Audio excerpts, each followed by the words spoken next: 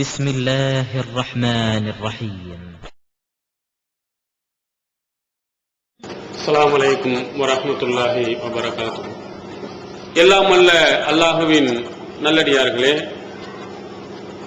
எல்லாம் அல்ல அல்லாஹுவின் பேரருளால் அவனால் அங்கீகரிக்கப்பட்ட இஸ்லாம் என்ற ஒரு சிறந்த மார்க்கத்தில் அதை பின்பற்றக்கூடிய ஒரு நல்வாய்ப்பினை அல்லாஹு தஆலா நாம் அனைவருக்கும் தந்திருக்கிறார். மற்ற மதங்களை விட இஸ்லாம் பல வழிகளில் பல வகைகளில் உயர்ந்ததாகவும் சிறந்ததாகவும் இருக்கிறது. அந்த சிறப்புகளை பற்றி மிக விரிவாக அதிகமாக நாம் பேசலாம். ஆனால் குறிப்பாக சில விஷயங்களை நாம் இங்கே கவனத்தில் கொள்வோமானால், நாம் ஏற்றிருக்கக்கூடிய இஸ்லாமிய மார்க்கம் எவ்வளவு உயர்ந்ததும் சிறந்தது என்பதை நாம் விளங்கலாம். குறிப்பாக ஒரு மார்க்கத்தை பின்பற்ற வேண்டும் அல்லது ஒரு புதிய கொள்கையை ஏற்றுக்கொள்ள வேண்டும் என்று மற்றவர்களிடத்திலே நாம் எடுத்துச் சொல்வோமானால், இந்த கொள்கையின்பால் ஈர்ப்பதற்காக அவருக்கு ஏராளமான பொருள்களையும் உதவிகளையும், இங்கு வந்தால் உனக்கு மிகப்பெரிய அற்புதமான ஒரு வாழ்க்கை கிடைக்கும் என்பதையும் அவருக்கு வாக்குறுதிகளை உண்மையாகவோ அல்லது பொய்யாகவோ சொல்லித்தான் பரவலாக ஈர்க்கப்படுகிறது. ஏன்னா புதிய ஒரு கொள்கை, யாருக்கும் தெரியாத ஒரு கொள்கையாக இருக்கிறது, அல்லது அங்கு இருக்கக்கூடிய கொள்கைக்கு எதிராக மற்ற கொள்கையெல்லாம் தவறு என்று சொல்லக்கூடிய ஒரு காலகட்டத்தில் மற்றவர்களை எல்லாம் இந்த கொள்கையின் பக்கம் ஈர்க்க வேண்டும் என்று சொன்னால், அந்த கொள்கையின் மூலம் உங்களுக்கு என்ன நன்மை, இந்த உலக ஆதாயம் என்ன இருக்கிறது, இந்த கொள்கைக்கு வருவதனால் கிடைக்கக்கூடிய உலக நன்மை என்ன என்பதை பற்றி அவர்களுக்கு எடுத்து சொன்னால்தான் அங்கு வரக்கூடிய மக்கள் கொஞ்சமாவது உள்ளே இந்த கொள்கையின்பால் ஈர்ப்பார்கள். ஆனால் இஸ்லாமிய மார்க்கத்தை நீங்கள் எடுத்து பாருங்கள், அந்த மக்களை ஓரிரை கொள்கையின் பக்கம், பல தெய்வ கொள்கையில் இருந்த அந்த மக்கமா நகரிலே ஓரிரை கொள்கையின் பக்கம் நபிகள் பெருமானார் ஸல்லல்லாஹு அலைஹி வஸல்லம் அழைக்கிறார்கள்.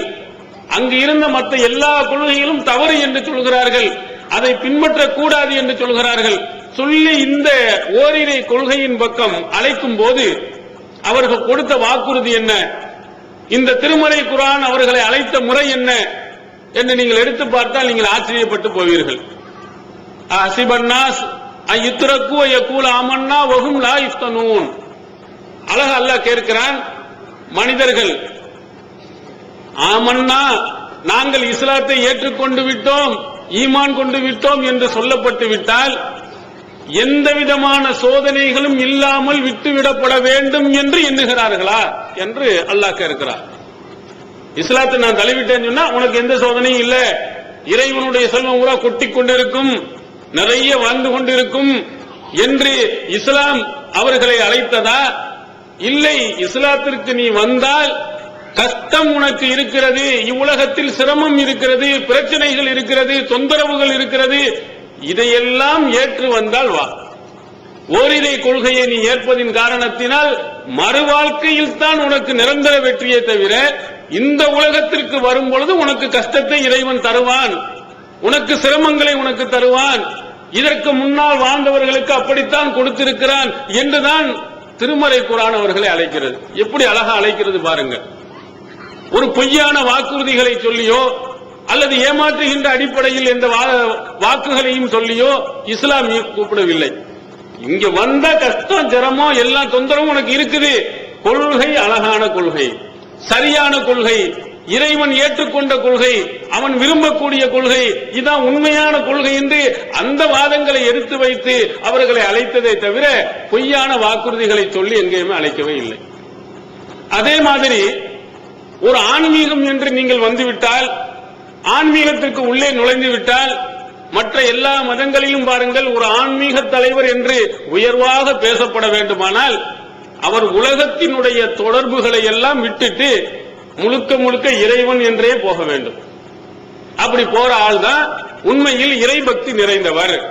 இறைவனுக்கு நெருக்கமானவர், இறைவனுடைய அன்பை பெறக்கூடியவர், மறுமையில் வெற்றியை பெறக்கூடியவர், இறைவனுடைய வரங்களை பெறக்கூடியவர் என்றெல்லாம் சொல்லப்படுவதை நீங்கள் பார்க்கலாம். ஆனால் இஸ்லாம் இந்த இறைவனுக்கு நெருக்கமாக இருப்பவர்கள், அல்லாஹ்வுக்கு நெருங்கி வரக்கூடியவர்கள், அவர்களெல்லாம் உலகத்தினுடைய தொடர்பே இருக்கக்கூடாது, உலகத்தினுடைய ஆசபாசங்கள்லாம் அவர்கள் பக்கத்திலே வரக்கூடாது என்று சொல்லவே இல்லை. இஸ்லாத்தில உலகத்தினுடைய இன்பங்களையும் நீ அனுபவித்து கட்டுப்பாடோடு இருக்க வேண்டும் என்று சொன்னதை தவிர உலகத்தை விட்டெல்லாம் ஒதுக்கி கொண்டு போய் நீ துறவியாக இருக்க வேண்டும், அப்படி துறவியாக இருப்பவர் தான் சிறந்தவர் என்று சொல்லவே இல்லை. அந்த அடிப்படையில் இந்த மனிதன் இந்த உலகத்திற்கு வாழ்வதற்கு, சந்தோஷமாக இருப்பதற்கு அவனுக்கு தேவையானது என்ன? பொருளாதாரம், செல்வம். இந்த செல்வத்தை ஒருவன் தேடி போனான் என்று சொன்னால் அவன் இறை நம்பிக்கை உள்ளவனாக, கடவுள் பக்தி மிகுத்தவனாக இருக்கிறான் என்று யாரும் சொல்ல மாட்டார்கள். ஆனால் திருமலை குர்ஆனை நீங்கள் எடுத்து பாருங்கள், செல்வங்களை தேடும்பாறு சொல்கிறது, செல்வங்களை தேடுங்கள் என்றும் சொல்கிறது, செல்வத்தை நீ சம்பாதிக்க வேண்டும் என்றும் சொல்கிறது.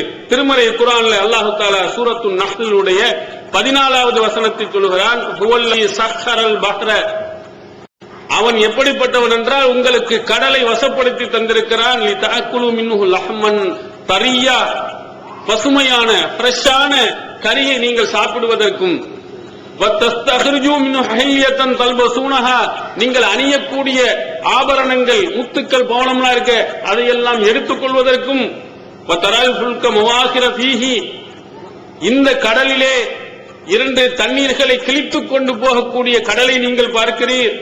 இதெல்லாம் எதற்காக அல்லாஹ் கட்டுப்படுத்தி தந்தினான்? வலி தபதகு மின் ஃபضலிஹி, அவனுடைய ஃபضலை, அவனுடைய அருளை, அவனுடைய செல்வத்தை நீங்கள் தேட வேண்டும் என்பதற்காக, லஅல்லக்கும் தஷ்குரூன், நீங்கள் நன்றி செலுத்த வேண்டும் என்பதற்காக இந்த கடலிலே அவ்வளவு பிரம்மாண்டமான தண்ணீர், பயங்கரமான அலைகளுக்கு மத்தியில் கப்பலை போகச் செய்து அதிலே நீங்கள் சம்பாதிப்பதற்கான வழிவகைகளையும் அல்லாஹ் ஏற்படுத்தி தந்திருக்கிறான் என்று திருமறை குர்ஆனில் சொல்கிறார். பாருங்க, கப்பல்லே, கடலிலே, அது அழகா திரைக்கடல் ஓடியும் திரவியம் தேடு என்று சொல்வார்கள் தமிழிலே. கடலை தாண்டியாவது போய் திரவியத்தை, செல்வத்தை நீ என்னதை சம்பாதித்து வாங்கினால அந்த கருத்தை தான் இந்த திருமறை குர்ஆனுடைய வசனம் சொல்கிறது. இந்த மனிதனை, இந்த இறைவனுக்கு நெருக்கமாக மறுமையில் வெற்றியை பெற வேண்டும் என்று விரும்பக்கூடிய அந்த மனிதனை அல்லாஹ் தஆலா என்ன சொல்கிறான்? கடல் கடந்து போய் அவனுடைய அருளை, செல்வத்தை நீ நல்லா சம்பாதித்துட்டு வா. இது நமக்கு சொல்ல வேண்டிய அவசியமே இல்லை. அதுவும் இதை போன்று மதுக்கூர், தஞ்சை மாவட்டங்கள் இருக்கக்கூடிய பார்த்தோம்னா 99% மேல நம்முடைய எல்லாரும் திரைக்கடல் தாண்டி போய் தான் திரவியத்தை தேடிக்கொண்டிருக்கிறார்கள். இது மார்க்கத்தில் தடை செய்யப்பட்ட ஒன்று அல்ல. எங்க வேண்டுமானாலும் போய் என்ன செய்யலாம், சம்பாதிக்கலாம், குற்றம் என்றும் சொல்லவில்லை. அதே மாதிரி இன்னொரு இடத்துல அல்லாஹ் தஆலா சொல்கிறான் பாருங்கள், வமின் ரஹ்மத்திஹி ஜஅலலக்குமுல் லைல வன்னஹார லிதஸ்குனு ஃபீஹி வலிதப்தகு மின் ஃபضலிஹி லஅல்லக்கும் தஷ்குரூன். அல்லாஹ் பகலையும் இரவையும் உங்களுக்கு தந்திருக்கிறார். ஏன் 2 காரணம் சொல்றான். ஒன்னு, நீங்கள் மன அமைதி பெறுவதற்காக இரவு நேரத்தில் நல்ல ஓய்வு எடுத்துக் கொள்ளுங்கள், பகல் நேரத்தில் ஓய்வு எடுத்துக் கொள்ளுங்கள். அதே மாதிரி இறைவனுடைய அருளையும் தேடிக்கொள்ளுங்கள். பகல்லையும் வேலை செய், முடிந்தால் உன்னால் இரவிலையும் வேலை செய். இறைவனுடைய அருளை நீ இதன் மூலமாக நீ தேடிக்கொள்.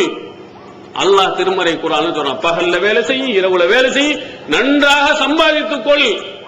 எங்க எல்லாம் உனக்கு செல்வம் கிடைக்கிறது என்று தெரிகிறதோ அங்க எல்லாம் நீ போ, நல்லா சம்பாதித்து வா. இது மார்க்கத்துக்கு முரணல்ல, இறைவனுடைய கட்டளைக்கு முரணல்ல, இறை திருப்திக்கு எதிரானது அல்ல என்று அல்லாஹ் தஆலா இந்த வசனத்திலே சொல்லுகிறார். அதே மாதிரி இன்னொரு வசனம் ரொம்ப தெளிவாக சொல்ற சூரத்துல் ஜும்ஆவுடைய இதுல, வைதா குலிஅத்தி ஸலாத்து ஃபந்தஸிரு ஃபில் அர்லி வப்தஹு மின் ஃபضலில்லாஹ். நீர் இந்த செல்வத்தை எப்படி தேடணும் என்று அல்லாஹ் சொல்றான். தொழுகை முடிந்து விட்டது என்று சொன்னால் பூமியில் பறந்து விரிந்து செல்லு, எங்க வேணாலும் போ, போய் இறைவனுடைய அருளை தேடிக்கொள். தொழுகை நேரத்தில் வா, தொழுகையினுடைய இறைவனுடைய கடமையை நிறைவேற்று. முடிஞ்சிருச்சா உடனே கடைக்கு ஓடு, கடையில நல்லா சம்பாதி. வெளியில போ, வெளியே இன்னொரு வெளி ஊருக்கு போ, அங்கு சென்றும் என்ன செய்ய, உன்னால் முடிந்த அளவுக்கு செல்வத்தை நிறைய திரட்டிக் கொண்டே இரு. இந்த உலகத்தில் நீ செல்வத்தை திரட்டாமல் இருக்க வேண்டும் என்று சொல்லவில்லை. செல்வத்தை நல்லா சேகரிக்கணும். அதிலையும் குறிப்பாக அல்லாஹ்வின் தூதர் அவர்கள் சொன்னார்கள், உன்னுடைய குடும்பத்தினர்கள் பிற்காலத்தில் அடுத்தவண்ட கையேந்திர மாதிரி விட்டுட்டு போகாதே, உன்னுடைய குடும்பத்தினர்களுக்கும் கூட சேர்த்து வைத்து உன்னுடைய வாரிசுதாரர்கள் நல்ல நிலையில் இருக்கும் அளவுக்கு சேர்த்து வை. அந்த அளவுக்கு திருமறை குர்ஆனும் நபிகள் பெருமானார் ஸல்லல்லாஹு அலைஹி வஸல்லம் அவர்களும் செல்வத்தை நீ தேடலாம் என்று சொல்கிறது. இது இறை திருப்திக்கு எதிரானது அல்ல, இறைவனுடைய அன்பை பெறுவதற்கு எதிரானதும் அல்ல. இறைவனுடைய கட்டளை நல்லா சம்பாதிக்கணுங்கிறான். அதே மாதிரி இன்னொரு இடத்துல நபிகள் பெருமானார் ஸல்லல்லாஹு அலைஹி வஸல்லம் அவர்கள் சொல்கிறார்கள், செல்வத்தை சேர்த்து வைக்கும் போது செல்வத்தை பாதுகாக்கும் பணியில் நீ சம்பாதித்து ஹலாலான முறையில் அடுத்தவனை ஏமாத்தாம உண்மையிலேயே நீ சம்பாதிக்கிற, கஷ்டப்பட்டு இருக்கிற அந்த பணத்தை வைத்திருக்கும் போது ஒருத்தன் திருட வருகிறான் என்றால் அந்த போராட்டத்தில் நீ இறந்து விட்டால் அல்லாஹ்வின் தூதர் அவர்கள் நம்மை ஷஹீத் என்று சொல்கிறார்கள். சஹீஹ் புகாரியில் 2480வது செய்தியாக பதிவு செய்யப்பட்டிருக்க, மன் குத்தில தூன மாலிஹி ஃபஹுவ ஷஹீத், தன்னுடைய செல்வத்தை பாதுகாக்கும் போராட்டத்தில் ஈடுபட்டு இறந்தால் அவனும் ஷஹீத் என்று ரசூல் ஸல்லல்லாஹு அலைஹி வஸல்லம் சொன்னாங்க. செல்வத்தை பள்ளியாசலை காப்பாற்றுறதுக்கு மட்டும் சொல்லல, இந்த உன்னுடைய செல்வத்தை பாதுகாக்க வேண்டும். சஹீஹ் முஸ்லிமுடைய அறிவிப்பில் ரொம்ப தெளிவாக சொல்லுகிறான். ரசூல் ஸல்லல்லாஹு அலைஹி வஸல்லம் ஒரு மனிதர் கேட்கிறார், யார சொல்ல அரைத்த இன்ஜா ரஜுலுன் யரீது அஹத மாலி, ஒரு மனுஷன் என்னுடைய செல்வத்தை புடுங்க வர்றான், அல்லாஹ்வின் தூதர் நான் என்ன செய்ய? அலா தூத்தி மாலஹு, உன்னுடைய செல்வத்தை கொடுக்காதே, உன்னுடைய செல்வத்தை வணங்கிறாதே.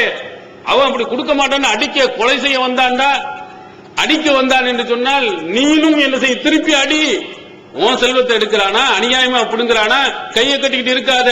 வீரம் உள்ளவனாக வலிமை உள்ளவனாக இருந்தா திருப்பி 4 மிதி 4 அடி அவனை அப்படி அடித்து அவன் உன்னைய கொண்டு விட்டான் என்று சொன்னால், அவன் உன்னுடைய விட வலிமை வாய்ந்தவனாக அல்லது சந்தர்ப்பத்தை பயன்படுத்தி உன்னை கொலை பண்ணிட்டான்னு சொன்னா, அப்ப அல்லாஹ்வின் தூதர் அவர்கள் நீ ஷஹீதாவா என்று சொன்னான். இது சஹீஹ் முஸ்லிமில் இந்த செய்தி பதிவு செய்யப்பட்டிருக்கிறது. பாருங்க, செல்வத்தை சேகரிக்க தூண்டக்கூடிய இஸ்லாம், அதை பாதுகாக்கும் பணியில் இருப்பவன் அப்படி இறந்து போயிட்டா கூட, அதுக்கு போராட்டத்தில் இறந்தா கூட உண்மையான உழைத்தவன் என்பதனால் அதை பாதுகாக்கிற பணியில் ஈடுபட்டதனால் அவனை ஷஹீத் என்று இஸ்லாம் சொல்லி காட்டுகிறது.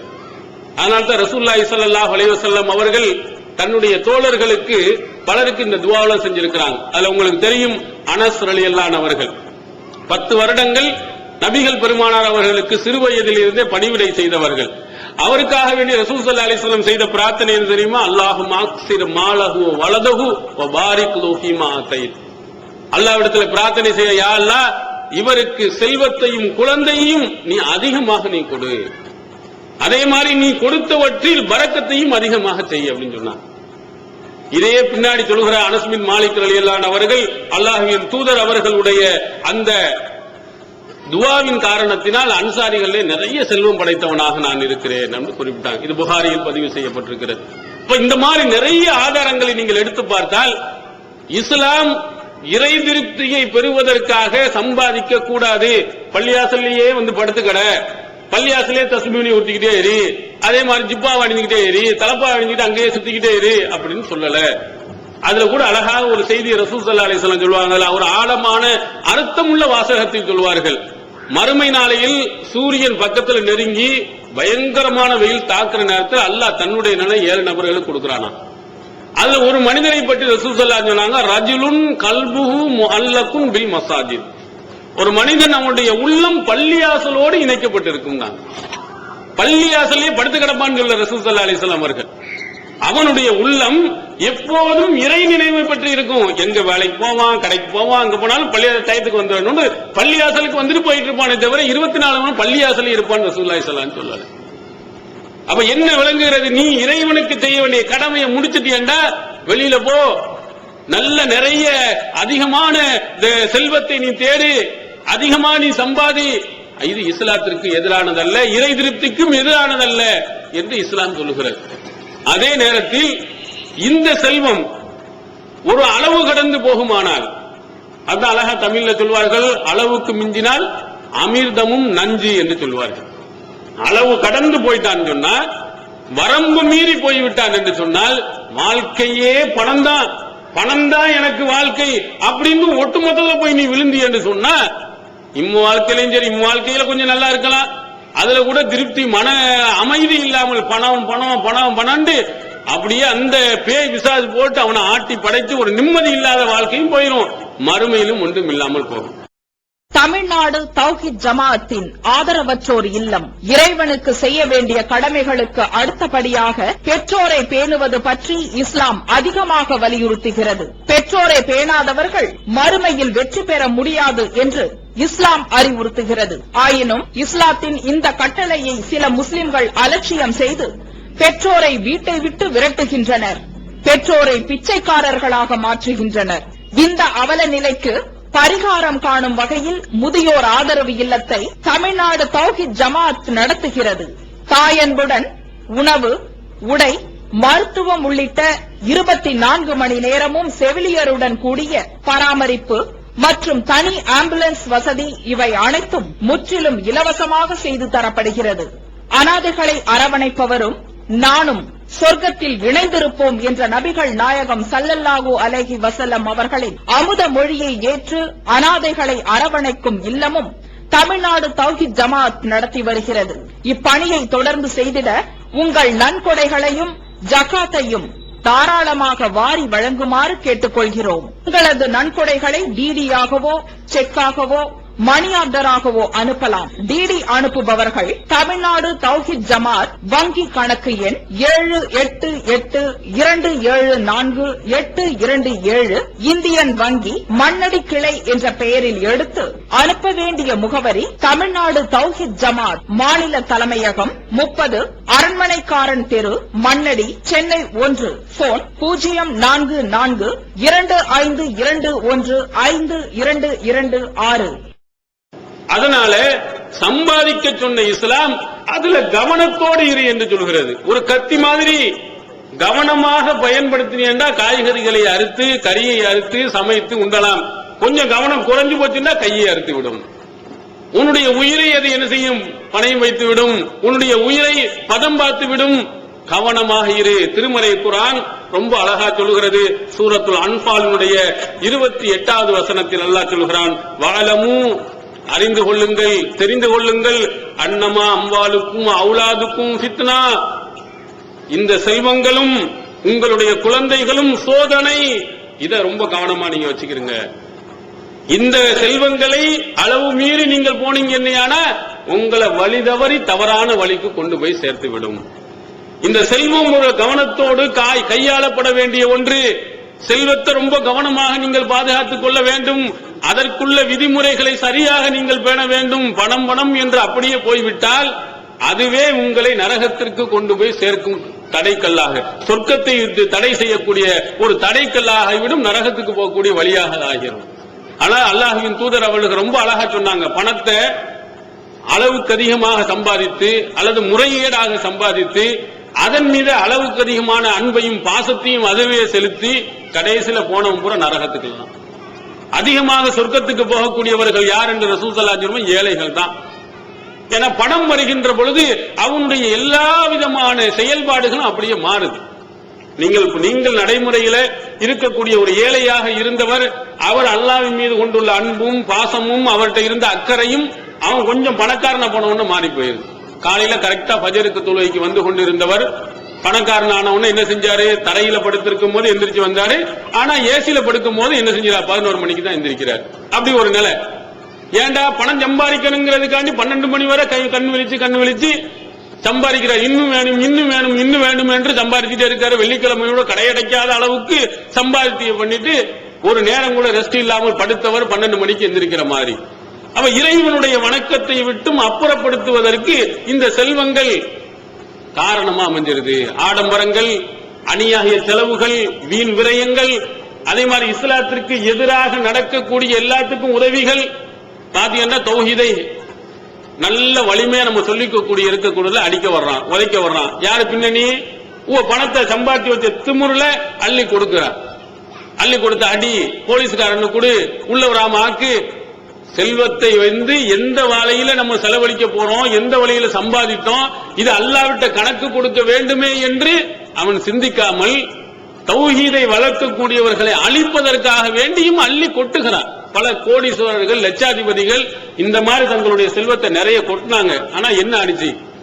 அபூஜைகள் கொட்டாததா? உத்துபா சீபா கொட்டாததா? அவன்லாம் மக்கமா நகரத்தில் இருந்து பெரும் கோடீஸ்வரர்களாக இருந்தா, பெரும் செல்வந்தர்களாக இருந்தா, பெரும் தலைவர்களாக இருந்தா, அவன்லாம் ரசூல் ஸல்லல்லாஹு அலைஹி வஸல்லம் அழிக்க நினைச்சானா அழிக்க முடியல. இதெல்லாம் ஒரு இறைவனுடைய ஜோதியை வாய்னால ஊதி அணைக்கலாங்கிற மாதிரி. ஒரு விளக்கு நீ அணைத்து விடலாம், அல்லாஹ்வுடைய அந்த ஒளியை யாராலும் அழைக்க முடியாது, அவனுடைய அந்த மார்க்கத்தை யாராலும் நிறுத்திவிட முடியாது. அந்த உண்மையை தெரியல. நம்ம 4 மிதி மிதிச்சோம் அடிச்சோம் சொன்னா இந்த தௌஹீது நின்று போய் நினைச்சாங்க. பாருங்க, ஒரு 20-25 வருடங்களுக்கு முன்னால் தௌஹீத்வாதிகளுடைய எண்ணிக்கை எவ்வளவு? மொத்தத்தை பெரிய மாநாடு நடத்தினால இவ்வளவு பேர் தான் இருப்பாங்க. மாநாடு நடத்தினா ஒரு 25 வருடங்களுக்கு முன்னால் ஒவ்வொரு ஊர்லயும் ஒருத்தனோ 1/2 பேர் தான் இருப்பான்.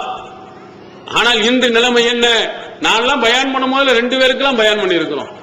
2 நபர்கள் வந்து உட்கார்ந்து இருந்து பயான் பண்ணிய நிகழ்ச்சிகள் உண்டு. இப்ப பாருங்க, செயற்குழு போட வேண்டும் என்று சொன்னால் மண்டபம் எங்க, பெரிய மண்டபம் எங்க கிடைக்குது நம்மளுக்கு முடியாம திணற வேண்டி இருக்கு. பொதுக்குழுக்கு கேட்க வேண்டியது அவசியம் இல்லை. யாரு நிர்வாகிகளாக இருப்பவர்கள் தான் பொதுக்குழுல வருகிறார்கள். கிளை நிர்வாகிகள், மாவட்ட நிர்வாகிகள், இதுல தமிழ்நாட்டில் இருக்கக்கூடியவங்க எல்லாம் பிடிப்பதற்கு இடம் இல்லை. அந்த அளவுக்கு மண்டபங்கள் இல்ல அளவுக்கு அல்லாஹ் வளர்த்திருக்கிறான். அப்போ என்ன நினைக்கிற? அடித்த வரலாறு இல்லையா? ஹவுல தூக்கி போட்டு மிதித்த வரலாறுகள் இல்லையா? இப்படி எத்தனையோ வகைகள் எல்லாம் என்ன தன்கிட்ட இருக்கக்கூடிய செல்வத்தை தேவையில்லாத இதுக்கு செலவழிக்கிறான். அப்ப இந்த மாதிரி செலவழிப்பதின் காரணத்தினால், அநியாயத்துக்கு உதவி செய்வதின் காரணத்தினால், சிந்திக்காம போனதின் காரணத்தினால் அவன் போகக்கூடிய இடங்கள் நரகத்துக்கு போயிடும். அதனால கவனமா இருங்க. அல்லாஹ் எவ்வளவு செல்வத்தை நீங்க சேகரிக்கிறீங்களோ அவ்வளவு கவனமாக அந்த பணத்தை நீங்கள் கையாளணும், அந்த வசதி வாய்ப்புகளை கையாள வேண்டும் என்று தெளிவாக அல்லாஹ் சொல்லுகிறார். இன்னொரு இடத்துல அல்லாஹ் சூரத்துல் ஹுமஸாவினுடைய 1, 2, 3, 4வது வசனங்கள்ல பாருங்க, யஹ்சபு அன்னமாலஹு அல்லதி ஜமஅ மாலம் வஅத்ததா. அவன் செல்வத்தை சேர்க்கிறான், எண்ணிக்கிட்டே இருக்கிறான், எவ்வளவு எவ்வளவு எவ்வளவுன்னு எண்ணிக்கிட்டே இருக்கிறான். யஹ்சபு அன்னமாலஹு அஹ்லதா. அவன் நினைக்க இந்த செல்வம் எல்லாம் நம்மள நிரந்தரமா வச்சிரும் அப்படின்னு நினைக்கிறான். கல்லால இன்பதன் நஃபில் ஹுத்தமா. இல்லை இல்லை, அவனை சுத்தமா இந்த நரகத்தை நம்ம தூக்கி போடுவோம். இங்கேயும் போகத்தான் போறான். இந்த உலகத்தில் என்ன செய்யறான்? பணம் பணம் பணம் அதுலயே இருக்கிறான். பணம் இருந்தால் எதையும் சாதிக்கலாம் நினைக்கிறான், இருந்துடலாம் நினைக்கிறான். இங்க இல்லையா டாக்டர்கிட்ட, உடனே தஞ்சாவூருக்கு போக நினைக்கிறான். தஞ்சாவூர்ல இல்லையா சென்னைக்கு போங்கிறான். பணம் இருக்குது, இல்ல சென்னை இல்லையா அப்புறமா மும்பைக்கு போ, மும்பை இல்லையா அடுத்து லண்டனுக்கு போ, அமெரிக்காவுக்கு போ. பணத்தை வச்சு போனா எத்தனை நாளைக்கு போக முடியும்? நிரந்தரமா இருந்துருவானா? பணத்தை வச்சு எதையும் சாதித்துருவானா? என்னைக்கும் ஒரு நாள் போகத்தான் போறான். அவனுக்கு என்ன 6 அடியும் 2 அடியும் தான் என்ன செஞ்சு வச்சு உள்ள அமுக்க போறான். அவனுக்கு அதுக்கு மேல வேற இடம் கிடையாது, அதுவும் நிரந்தரம் கிடையாது. அது ஒரு 10-15 வருடங்களுக்கு பிறகு அதே இடத்துல இன்னொரு வருடம் புதைக்க போறாங்க. அவன் சம்பாதித்து வைத்ததுல எந்த இதுவும் இல்லை. ஆனா அவன் நினைக்கிறான் இதெல்லாம் நிரந்தரமா எனக்கு இருக்கும். அப்ப அல்லாஹ் தஆலா சொல்லுகிறான், கவனிக்கிறங்க, கவனமாக நீங்கள் இருந்து கொள்ளுங்கள். இவைகளெல்லாம் உங்களுக்கு சோதனை. பணம் கிடைத்தது என்பதற்காக ஆட்டம் போட்டுறாதீங்க. பணம் சம்பாதிக்கிற என்ற பெயர்களில் மார்க்கத்தினுடைய வரம்புகளை மீறி சம்பாதித்து நீங்க போயிடாதீங்க. இவைகள் எல்லாம் உங்களுக்கு எச்சரிக்கை என்று அல்லாஹ் சொல்லுகிறார். ஆனா என்ன நடக்கிறது? அதை இன்னொரு இடத்துல அல்லாஹ் சூரத்துல் ஃபஜ்ர்ல வதஅகுலூன த்ராஸ அக்லன் லம்மா வதுஹிப்பூனல் மால ஹுப்பன் ஜம்மா. அல்லாஹ் மனிதனை அப்படியே படம் பிடித்து காட்டுகிறான். சில ஆளுக்கு இருக்கிறான், வாரிசு சொத்துக்களை உட்கார்ந்து திண்டுகிட்டே இருக்கிறான். வாரிசு சொத்துக்களை இருக்கலாம், அவங்க வாப்பா சேர்த்து வச்சது, அம்மா சேர்த்து வச்சது, அவங்க பாட்டனார் சேர்த்து வச்சது எல்லாத்தையும் என்ன செய்கிறான்? உட்கார்ந்து திண்டுகிட்டு துஹிப்பூனல் மால ஹுப்பன் ஜம்மா. அதைத்தான் அளவு கடந்து நேசிக்கிறான். அவனுக்கு வேற எதுவுமே மார்க்க விஷயங்கள் அதுல ஆர்வம் கிடையாது, அதுல அக்கறை காட்டது கிடையாது. இப்ப பாருங்க, இந்த நம்முடைய மார்க்க சொற்பொழிவுகளுக்காக வேண்டி வந்தவர்கள் எத்தனை பேர்கள், வியாபாரத்திலே ஈடுபட்டுக் கொண்டிருக்கக்கூடியவர்கள் எத்தனை பேர்கள், செல்வம் என்று சொன்னால் ஓடி வருவர்கள் எத்தனை பேர்கள் எண்ணி பாருங்க. இங்க ஒரே ஒரு உதாரணம், ஜும்மா நாள் முதல்ல வரக்கூடியவர்களுக்கு ரசூல் ஸல்லல்லாஹு அலைஹி வஸல்லம் கொடுத்த ஒரு சிறப்பு என்ன? முதல்ல நீ வந்தியண்டா ஒட்டகம் கொடுத்த நன்மை உனக்கு கிடைக்கும். ஒட்டகம் குர்பானி கொடுத்தா என்ன நன்மையோ, தர்மம் செஞ்சா என்ன நன்மையோ அது கிடைக்கும் தான். 2வது மாடுண்டாங்க, ஆடுண்டாங்க, கோழிண்டாங்க, முட்டை என்று சொன்னார்கள். முதல் நேரம் வந்தீங்கன்னா இதெல்லாம் நன்மை கிடைக்கும் ரசூல் ஸல்லல்லாஹு அலைஹி வஸல்லம் சொன்னாங்க. இது நீங்க லட்சம் தடவை சொன்னாலும் நிலைமை என்ன? கடைசியில் எப்பண்டா இக்காம சொல்லுவாங்கன்னு பார்த்து துமுதுமுண்டு ஓதி வந்து கடைசி நேரத்தில் சேர்பவர்கள் ஒரு கணிசமா இருக்கு. நம்ம பயான் பண்ணும் போது 2 பேரு அந்த மூலையில ஒண்ணு இந்த மூலையில ஒண்ணு, 2 ஃபேனுக்கு கீழே 2 பேர், இப்படிதான் ஜும்மா பயான் துவங்கும். ஆனா முடிகிற நேரத்தில் கரெக்டா நிறைய 1.5 மணி நேரம் பயான் பண்ணுவார். கரெக்டா 1:30க்கு போனோம்னு சொன்னா தொழுவையை பின்பற்றிடலான்னு போயிடுறாங்க. இதே நீங்க திருப்பி வச்சு பாருங்க. இப்படி தொழுவைக்கு வந்து இந்த உலகத்துல யாராவது ஜும்மா நாளைக்கு முதல் நாள் வந்து விட்டீங்கன்னா உங்களுக்கு காரு தருவோம்னு சொல்லி பாருங்க. ஜும்மா டயத்துல ஃபர்ஸ்ட் 12:30 மணிக்கு ஜும்மா துவங்குது. 12:30க்கு முதலில் வருபவர்களுக்கு நாங்கள் கார் தருவோம். தாங்குமா பள்ளியாசல்? நீங்க உலகம் உண்ட ஒண்ணு ஆசை அதுல தானே படுறான். மறுமையில அல்லாஹ் போய அதெல்லாம் பின்னாடி பாத்துக்கிறோம். இப்ப இங்க கிடைக்குமா? ஒரு சைக்கிள் கிடைக்குமா? ஒரு கார் கிடைக்குமா? இது கிடைக்கும் தான் அடிச்சு விட்டுட்டு உழுவுறதை பார்க்கலாம். அப்போ உலகத்தின் மீது அளவு கடந்த ஆசை, இதுல இருக்கக்கூடிய பணத்தின் மீது அளவு கடந்த ஆசை, மறுமையை பற்றி ஆசை இல்லை. இருக்கிறத செலவழிக்கிறான். இந்த பணம் எங்கெல்லாம் கிடைக்கின்ற ஆளா பறக்குகிறான். இதை அல்லாஹ் தஆலா உங்களுக்கு எச்சரிக்கையா சொன்ன. மனிதனுடைய இயல்பு பணத்தின் மேல ரொம்ப ஆர்வம், ஆசை.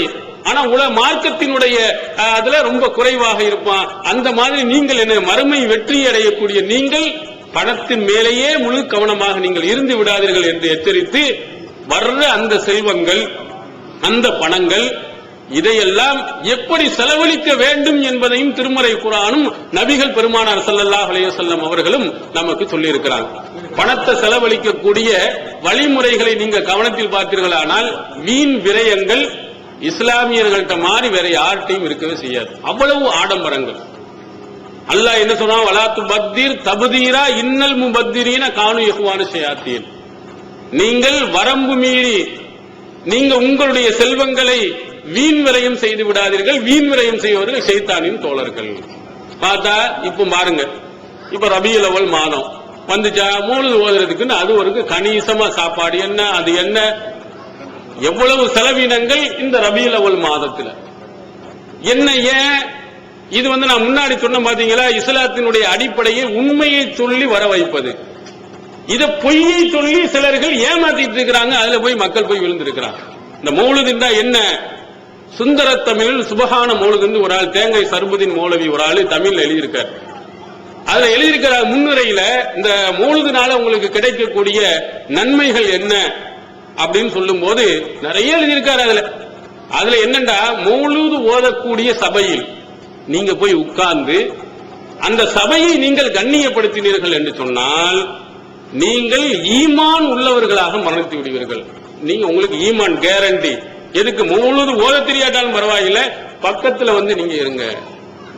அதே மாதிரி இன்னொன்னு எழுதுகிறாரு. அதுல எழுதியிருக்காரு, மௌலிது ஓதுவதற்காக வேண்டி ஏற்பாடுகளை செய்து நல்ல சாப்பாடுகள்லாம் கொடுத்து அவங்க ஏழை எளியவர்களுக்கு நிறைய இதெல்லாம் கொடுத்து நீங்கள் அதை கண்ணியப்படுத்துவீர்கள் என்றால் நபிமார்கள், சுஹதாக்கள், சாலிஹீன்கள் இவங்கெல்லாம் இருக்க இல்லையும் என்ற சொர்க்கத்துக்கு போயிடலான்னு ஒரு எழுதி வச்சாச்சு. என்னமா மௌலிது ஓதுனா, மௌலிது ஓதுறதுக்கு நீங்கள் செலவழித்தால், பணத்தை நீங்க கொடுத்தா டைரக்டா சொர்க்கம்.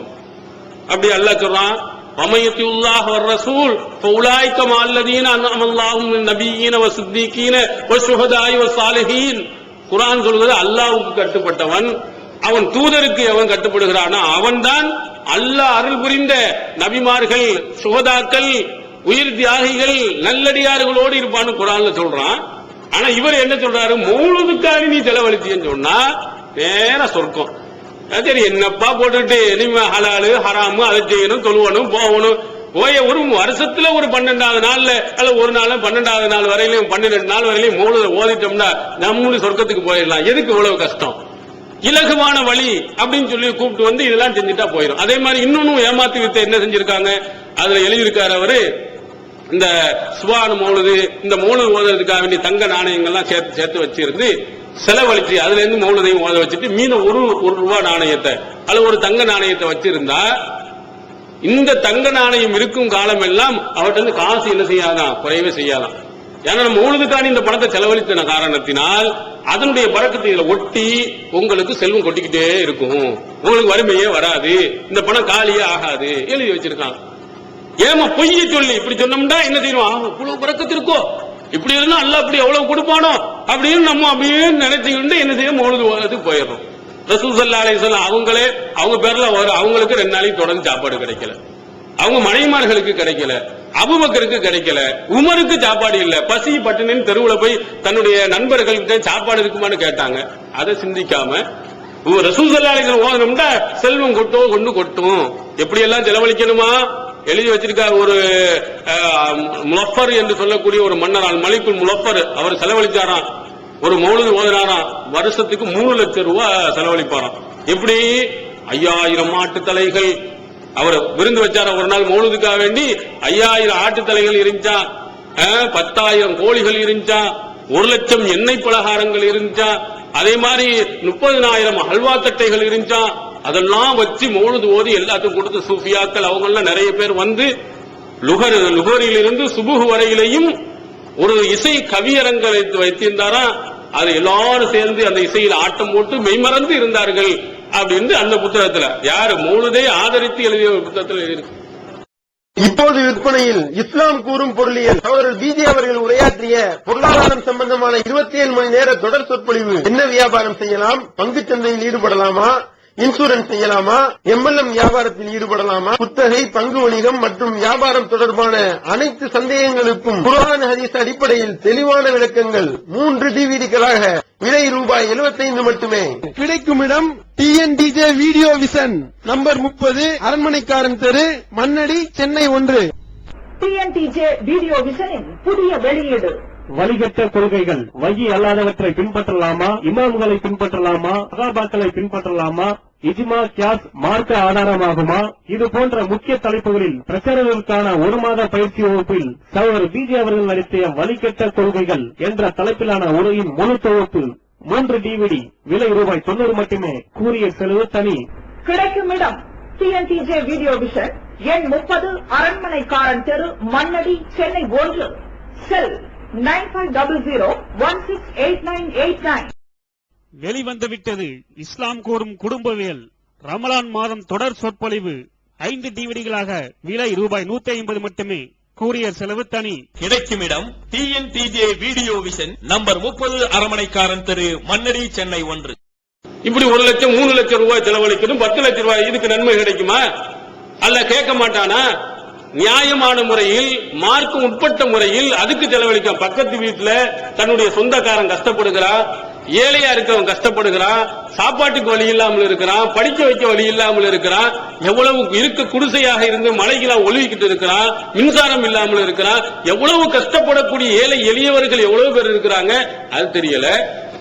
திருமணம் என்ற பெயரில் எத்தனையோ பெண்மணிகள் கல்யாணம் முடிக்காம வரதட்சணை கொடுமையினால கஷ்டப்பட்டுக்கிட்டு இருக்கிறாங்க அது தெரியல. 10 லட்சம் கொடு, 5 லட்சம் கொடு, இவ்வளவு நகை கொடு அப்படின்னு கேட்க தெரியுது. ஆனா எதுக்கு செலவழிக்க வேண்டுமோ, எதுக்கு செலவழிக்க வேண்டும் என்று இஸ்லாம் சொல்லுவோம், அதையெல்லாம் விட்டு விட்டு இந்த மாதிரி வீணான விஷயங்களில் செலவழிப்பவர்களை நம்ம நிறைய பார்க்கிறோம். ஆனா செல்வம் வந்துவிட்டது என்று சொன்னால் அந்த செல்வத்தை இல்லாதவர்களுக்கும் கஷ்டப்படுபவர்களுக்கும் கொடுக்கக்கூடிய நல்ல பண்பாடு முஸ்லிம்களிடத்தில் இருக்க வேண்டும் இஸ்லாம் சொல்லுகிறது.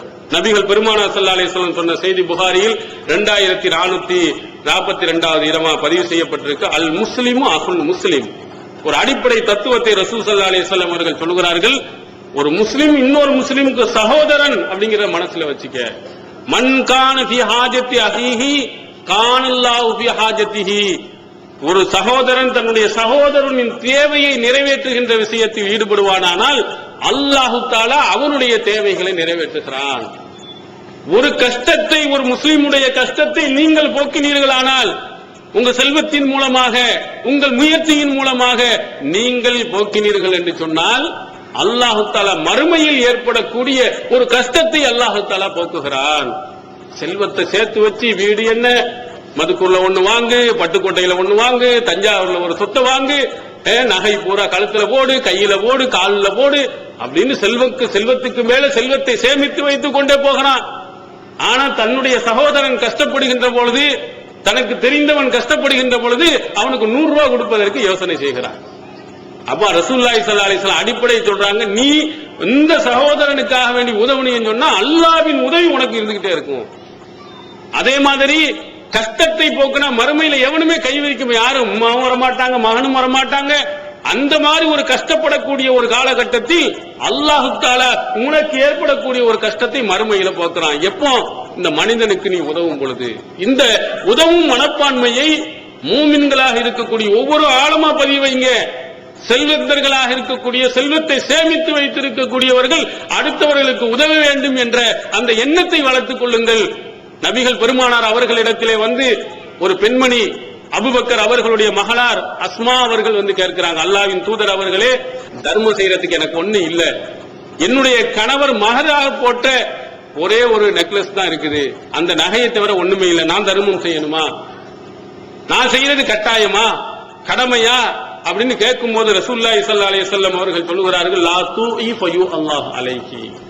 பணத்தை இருக்கிறத முடிஞ்சு வச்சுக்கிட்டே இருக்காத, அல்லாஹ் தன்னுடைய அருளை முடிஞ்சு வச்சுக்கிடுவான், உனக்கு ஒண்ணும் தர மாட்டான்.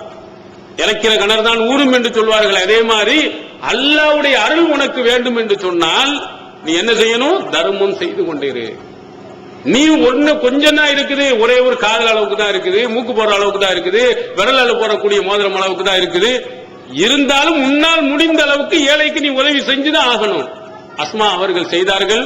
100 வருடம் வரை அல்லாஹ் தஆலா வாழ வச்சான். கண்ணு தான் தெரியலே தவிர ஒரு பல்லு விழவில்லை, அவர்களுக்கு மூளை குழம்பவில்லை, அழகான ஒரு நல்வாழ்க்கையை அல்லாஹ் கொடுத்திருக்கிறான். அப்படி இல்லாட்டாலும் மறுமை நாளில் மிகச்சிறந்த ஒரு வெற்றி அல்லாஹ் கொடுக்க போகிறான். அப்போ ரசூல் ஸல்லல்லாஹு அலைஹி வஸல்லம் அவர்கள் நிறைய கோடி கோடியா இருந்தால்தான் செலவழிக்கிறது இல்ல, கொஞ்சமாக இருந்தாலும் அடுத்தவனுக்கு உதவ வேண்டும் என்ற அந்த ஈரம் ஒவ்வொரு மூமினிடத்திலும் முஸ்லிமிடத்திலும் ஒட்டிக்கொண்டு இருக்க வேண்டும். இதை அஸ்மா ரலியல்லாஹு அன்ஹா அவர்களிடத்திலே அல்லாஹ்வின் தூதர் அவர்கள் சொல்றாங்க. இன்னொரு இடத்துல சொன்னாங்க, மறுமை நாளில் உங்களுக்கு நல்லது கெட்டது நடப்பதற்காக எத்தனை மலக்குமார்கள் மூலமாக துஆ செய்ய அல்லாஹ் வைக்கிறான். அதுல ஒவ்வொரு நாளும் 2 மலக்குமார்கள் இறங்குகிறார்களா. மாமின் யோமின் யுஸ்பிஹுல் இபாதத்திஹி இல்லா மலக்கானி என்சிலான். எந்த காலையை நீங்க எப்போதும் அடைந்தாலும் 2 மலக்குமார்கள் இறங்கி ஒருவர் சொல்வார்களாம், அல்லாஹ் முஃதி முன்ஃபிகன் ஹலஃபா. அவங்க துஆ செய்வாங்க, யா அல்லாஹ் யாரெல்லாம் உதவி செய்கிறாங்களோ, செலவழிக்கிறார்கள் நல்வழியில, டபுள் மடங்கா நீ கொடு. அல்லாஹ் முஃதி முன்ஃபிகன் தலஃபா. எவன் செலவழிக்க மாட்டேன்னு சேர்த்தே வச்சுக்கிட்டே இருக்கிறான் அப்படின்னு இருக்கிறானோ அவனுக்கு அழிவை கொடுப்பாயாக என்று ஒவ்வொரு நாளும் மலக்குமார்கள் நமக்கு எதிராக செய்வாங்க. அல்லாஹ்வினுடைய கட்டளைப்படி, இறைவன் காட்டிய வழிமுறையின்படி தினமும் இறங்கி நமக்கு செலவழித்தோம், ஒரு கஷ்டப்பட்டவனுக்கு ஒரு 100 ரூபாயை கொடுத்தோம், நம்முடைய செல்வத்திலிருந்து ஏழைகளுக்கு உதவணும்னா யா அல்லாஹ் இன்னும் நிறைய கொடு, இன்னும் நிறைய கொடுன்னு மலக்கு துஆ செய்வாங்க. தரமாட்டேன், இன்னும் நான் சேர்த்து வைக்கணும், இன்னும் அதிகமா சம்பாதிக்கணும் அப்படின்னு நினைச்சா அந்த மலக்கு டெய்லி நமக்கு பார்த்து யா அல்லாஹ் இவனை அழிச்சிரு, நாசமாக்கிரு, இவனுக்கு உன்னுடைய அருளை கொடுக்காத, உன்னுடைய ரஹமத்தை நீ கொடுக்காத அப்படின்னு டெய்லி துஆ செய்து கொண்டு இருப்பார்கள். அந்த நிலைக்கு நீங்க ஆளாகிறார். இறைவனுடைய அருள் இல்லை என்று சொன்னால் இந்த உலகத்துல இல்லை, மறுமை நாள்ல ஒழுங்கா இருக்கவே முடியாது. நிரந்தரமான அந்த வாழ்க்கைக்கு மிகப்பெரிய பிரச்சனை ஆகிறோம். ஆனால் இந்த உலகத்திலே நாம் அவர்களுக்காக வேண்டி ஏழைகளுக்காக உதவி செய்யும் போது மலக்குமார்களுடைய பிரார்த்தனைகள் நமக்கு கிடைத்துக் கொண்டே இறைவன் அருள் வளம் நமக்கு அள்ளிக்கொண்டுட்டே இருக்கும். அதனால்தான் ரசூலுல்லாஹி ஸல்லல்லாஹு அலைஹி வஸல்லம் அவர்கள் சொல்லுறாங்க, அலா குல்லி முஸ்லிமின் சதகா. ஒவ்வொரு முஸ்லிமும் தர்மம் செய்வது கட்டாயம்ங்கிறாங்க. ஏழை பணக்காரனா இருக்கட்டும், ஏழையா இருக்கட்டும். அப்ப சஹாபாக்கள் கேட்கிறாங்க, யா நபி அல்லாஹ் ஃபமல்லம் யஜித், ஒன்னும் கிடைக்காதவன் என்ன செய்யறது, எங்கள்ட்ட பணமே இல்லையே என்ன செய்வது அப்படின்னு, யா மலு பியதைஹி ஃபயன்ஃபு நஃப்ஸஹு யதஸத்தக். இல்லையே, அல்லாஹ் உனக்கு உழைக்கும் கரங்களை கொடுக்கல, உடல் வலிமையை கொடுக்கவில்லை, உழைத்து நீனும் பயன்பெற்று தர்மத்தையும் செய்ய என்று ரசூல் ஸல்லல்லாஹு அலைஹி வஸல்லம் சொல்றாங்க. ஒருவாடே என்கிட்ட இப்ப வந்து கேட்கறான், தர்மம் ஒண்ணு இல்லன்னு சும்மா இருக்காது. உனக்கு உடல் அல்லாஹ் வலிமையை கொடுத்திருக்கிறானா சோம்பேறியா இருக்காத, சம்பாதி, நல்லா உழைத்து உனக்கும் எடுத்துக்க, அதை வைத்துக் கொண்டு ஏழைகளுக்கும் நீ என்ன செய், குடு என்று ரசூலுல்லாஹி ஸல்லல்லாஹு அலைஹி வஸல்லம் அவர்கள் சொன்னாங்க. இப்படி நீ கொடுக்க கொடுக்க இவைகள் எல்லாம் மறுமையில் உனக்கு அள்ளி அப்படியே வந்து நிறைஞ்சுக்கிட்டே இருக்கும். அதான் கேட்கிறாங்க ரசூல் ஸல்லல்லாஹு அலைஹி வஸல்லம் அவர்கள், ஒரு மனிதனுக்கு உரிய சொத்து என்பது என்னன்னு தெரியுமா? இன்னமாலகு மா கத்தம, எதையெல்லாம் முற்படுத்தினானோ அதான் அவனுக்குள்ள, எவ்வளவு செலவழிச்சானோ அது பூரா அவன் கணக்கில் எழுதும். சேர்த்து வைக்கிறதுல என்னவா, மாலு வாரிசி மா அக்கற, வாரிசுடைய பணம் தான் அது பூரா, உனக்கு சொந்த பணம் தான், இவங்களுக்கு அள்ளிட்டு போகும். மொத்தத்துல நீ நல்ல பணிகளுக்கு நீ செலவழித்தாய் என்று சொன்னால் அது பூரா உன் கணக்கில் பதிவாகும். இல்லையானா உன்னுடைய வம்சாவளிகளுக்கு, உன்னுடைய சொந்த பந்தங்களுக்கு போய் தேருமே தவிர உனக்காக வேண்டி மறுமையில் ஒன்னும் கிடைக்காது. அதனால உனக்கு மறுமையில வெற்றி அடைய வேண்டுமான அல்லாஹ் வந்து கேட்பான், நீ உனக்கு இவ்வளவு செல்வத்தை தந்தனே, இவ்வளவு பெரிய நன்மையை நான் உனக்கு கொடுத்தனே, பணக்காரன் ஆக்கினே, எனக்காக நீ என்ன செய்தேன்னு சொன்னா, ஏன் நான் அப்படியே விட்டுட்டு போனேன், இது வாரிசுக்கு போயிடுச்சுன்னு சொல்ல முடியாது. எத்தனை கஷ்டப்பட்டவன், ஏழைகள், எளியவர்கள் எவ்வளவு பேர்கள் இருக்கிறார்கள், அவர்கள் அத்தனை பேர்களுக்கும் கொடுத்தோம்னா அல்லாஹ் தஆலா அள்ளி அள்ளி கொடுக்கிறான். நபிகள் பெருமானார் ஸல்லல்லாஹு அலைஹி வஸல்லம் அவர்கள்ட்ட வந்து ஒருவர் சொல்லுகிறார், ஒரு கடிவாளம் இல்ல ஒரு ஒட்டகத்தை பிடிச்சு கொண்டு, அல்லாஹ்வின் தூதரவே ஹாதிஹி ஃபீ சபீலில்லாஹ், இது அல்லாஹ்வின் வழிக்காக நான் கொடுக்கிறேன், அங்க வச்சுக்கோங்க. அப்ப ரசூல் ஸல்லல்லாஹு அலைஹி வஸல்லம் அவர்கள் சொல்லுகிறார்கள், லக்க பிஹா யௌமுல் கியாமத்தி சபாது மிரத்தின் ஆக்கத்தின் குல்லிஹா மக்தூமுன், உனக்கு 700 ஒட்டகங்கள் கடிவாளம் விடப்பட்டது மறுமை நாள்ல கிடைக்கும், அதுக்குரிய நன்மை உனக்கு கிடைக்கும். ஒரு ஒட்டகத்தை நீ செலவழித்து 700 ஒட்டகத்தினுடைய நன்மையை நீ பெற முடியும் என்று நபிகள் பெருமானார் ஸல்லல்லாஹு அலைஹி வஸல்லம் அவர்கள் ஒன்னு செஞ்சு என்ன 700 உனக்கு கிடைக்கும் என்று சொன்னார்கள். ஆனால் செல்வந்தர்களாக இருக்கக்கூடியவர்கள், செல்வத்தை அதிகமாக வைத்திருக்கக்கூடியவர்கள் நிறைய செலவழிச்சுக்கிட்டே இருந்தா மறுமையில அது கிடைக்கும். அடுத்ததாக நரகத்தில் இருந்து பாதுகாக்கக்கூடிய மிக அற்புதமான ஒரு வழி உங்களுக்கு கிடைக்கும். நரகத்தில் இருந்து பாதுகாக்கிறதுக்கு அல்லாஹ்வும் திருமறை குர்ஆனிலையும் நபிகள் பெருமானாரும் அதிகமாக சொன்னது என்ன, தர்மத்தை சொல்லியிருக்காங்க. செல்வந்தர்களா இருக்கிறவங்க அந்த பணத்தை அதிகமாக செலவழித்து நல்ல வழிகளை அதிகமாக கொடுத்து நரகத்தில டக்குன்னு என்ன செய்யலாம், காப்பாற்றிக்கலாம். இதை விட பெரிய ஒரு நல்வாய்ப்பு யாருக்கும் கிடைக்காது. மறுமை நாளில் எல்லாரையும் கொண்டு வருவாங்களாம், அல்லாஹ்விற்கும் அந்த அடியானுக்கும் இடையில எந்த திரையும் இருக்காதான், மூணு அல்லாஹ் நேரா பாத்துக்கிட்டு இருப்பான். அதே மாதிரி தர்ஜுமா பண்றதுக்கு, தமிழாக்கம் பண்ணுவதற்கு, உருதுல மொழியாக்கம் பண்ணுவதற்கு யாரும் இருக்க, அல்லாஹ் டைரக்டா நேரடியா பேசுவான். பேசி கேட்பான். நாம எப்படி கேட்பான், உனக்கு வந்து நான் பணம் கொடுக்கல, அலம் உத்தீக்க மாலன், சஹீஹ் புகாரில் 1413 செய்தியா பதிவு செய்யப்பட்டு, உனக்கு செல்வத்தை நான் தரலையா, ஒரு தூதர் உனக்கு நான் அனுப்பலையா, செல்வத்தை கொடுத்தா ஒன்னும் ஒழுங்கா செலவழிக்கல, நல்ல வழியில் அவன் கொடுக்கல. அப்ப இப்படி திரு என்ன செய்வான், முழித்துக் கொண்டு இருப்பான். அப்ப அல்லாஹ் தஆலா கேட்கும் பொழுது ஒன்னும் சொல்ல முடியாமல் வலதுபுறம் பார்ப்பான், நரகம் இருக்கும், இடதுபுறம் பார்ப்பான், நரகம் இருக்கு, எங்க சுத்தி பார்த்தாலும் நரகம், நல்லது ஒண்ணுமே நீ செய்யலையே. அவ்வளவு செல்வத்தை கொடுத்து எல்லா பாவங்களையும் செலவழித்து அழித்திருக்கலாம். செலவழித்து நல்ல வழியில் செலவழிக்க நம்ம பாவங்கள்லாம் ஒண்ணும் இல்லாமல் சொர்க்கத்துக்கு நம்ம போயிருக்கலாம். ஆனால் அப்படிப்பட்ட வழி இல்ல, அவன் செலவழிக்கல, வலதுபுறம் இடதுபுறம் எல்லாம் நரகம். அப்ப ரசூல் ஸல்லல்லாஹு அலைஹி வஸல்லம் சொல்கிறார்கள், இத்தகுன் நார வலவு பிசிக்கி தம்ரா, ஒரு பேரித்தம்பளம் துண்டை நீங்கள் செலவழித்தாவது நரக நெருப்பில் இருந்து உங்களை பாதுகாத்துக் கொள்ளுங்கள் அப்படின்னு சொல்றாங்க. மறுமையில எல்லா நரகத்துலதான் வீழப்போகிறேன் ஒரு நேரத்துல இவனை கைப்பிடித்து தூக்கி சொர்க்கத்துக்கு விடக்கூடியது என்ன, இவன் செய்யக்கூடிய தர்மம். அதுவும் பேரித்தம்பளத்துல ஒரு பாதி, ஒரு சின்ன துண்டு, அது கொடுத்தாலும் கூட அவன் நரகத்திலிருந்து பாதுகாத்துப்பட்டு விடலாம். நீ அந்த அளவாவது கொஞ்ச அளவாவது நீ என்ன செய்ய, தர்மம் செய்யக்கூடிய ஒரு பண்பாட்டை வளர்த்துக்கொள் என்று நபிகள் பெருமானார் ஸல்லல்லாஹு அலைஹி வஸல்லம் அவர்கள் இங்கே சொல்லுகிறார்கள். அதே மாதிரி இன்னொரு வசனத்தை சூரத்துல் பக்கராவினுடைய 271வது வசனத்துல அல்லாஹ் ரொம்ப தெளிவா சொல்லுவான், யுகஃபிரு அன்கும் மின் சய்யிஆத்திக்கும், உங்களுடைய பாவங்களை அல்லாஹ் தஆலா இதன் மூலம் அழித்து விடுகிறான். தர்மம் செஞ்சீங்கன்னா நீங்க செஞ்ச பாவம் ஒண்ணு அழிக்கப்படும். நீங்கள் நல்வழியில் செலவழித்தீர்களேயானால் நீங்கள் செய்த ஒரு தவறுகளை அல்லாஹ் அழிச்சிருவான். தர்மங்கள் கொடுக்க கொடுக்க நம்முடைய பாவங்கள் குறைஞ்சிக்கிட்டே வந்துட்டே இருக்கும்.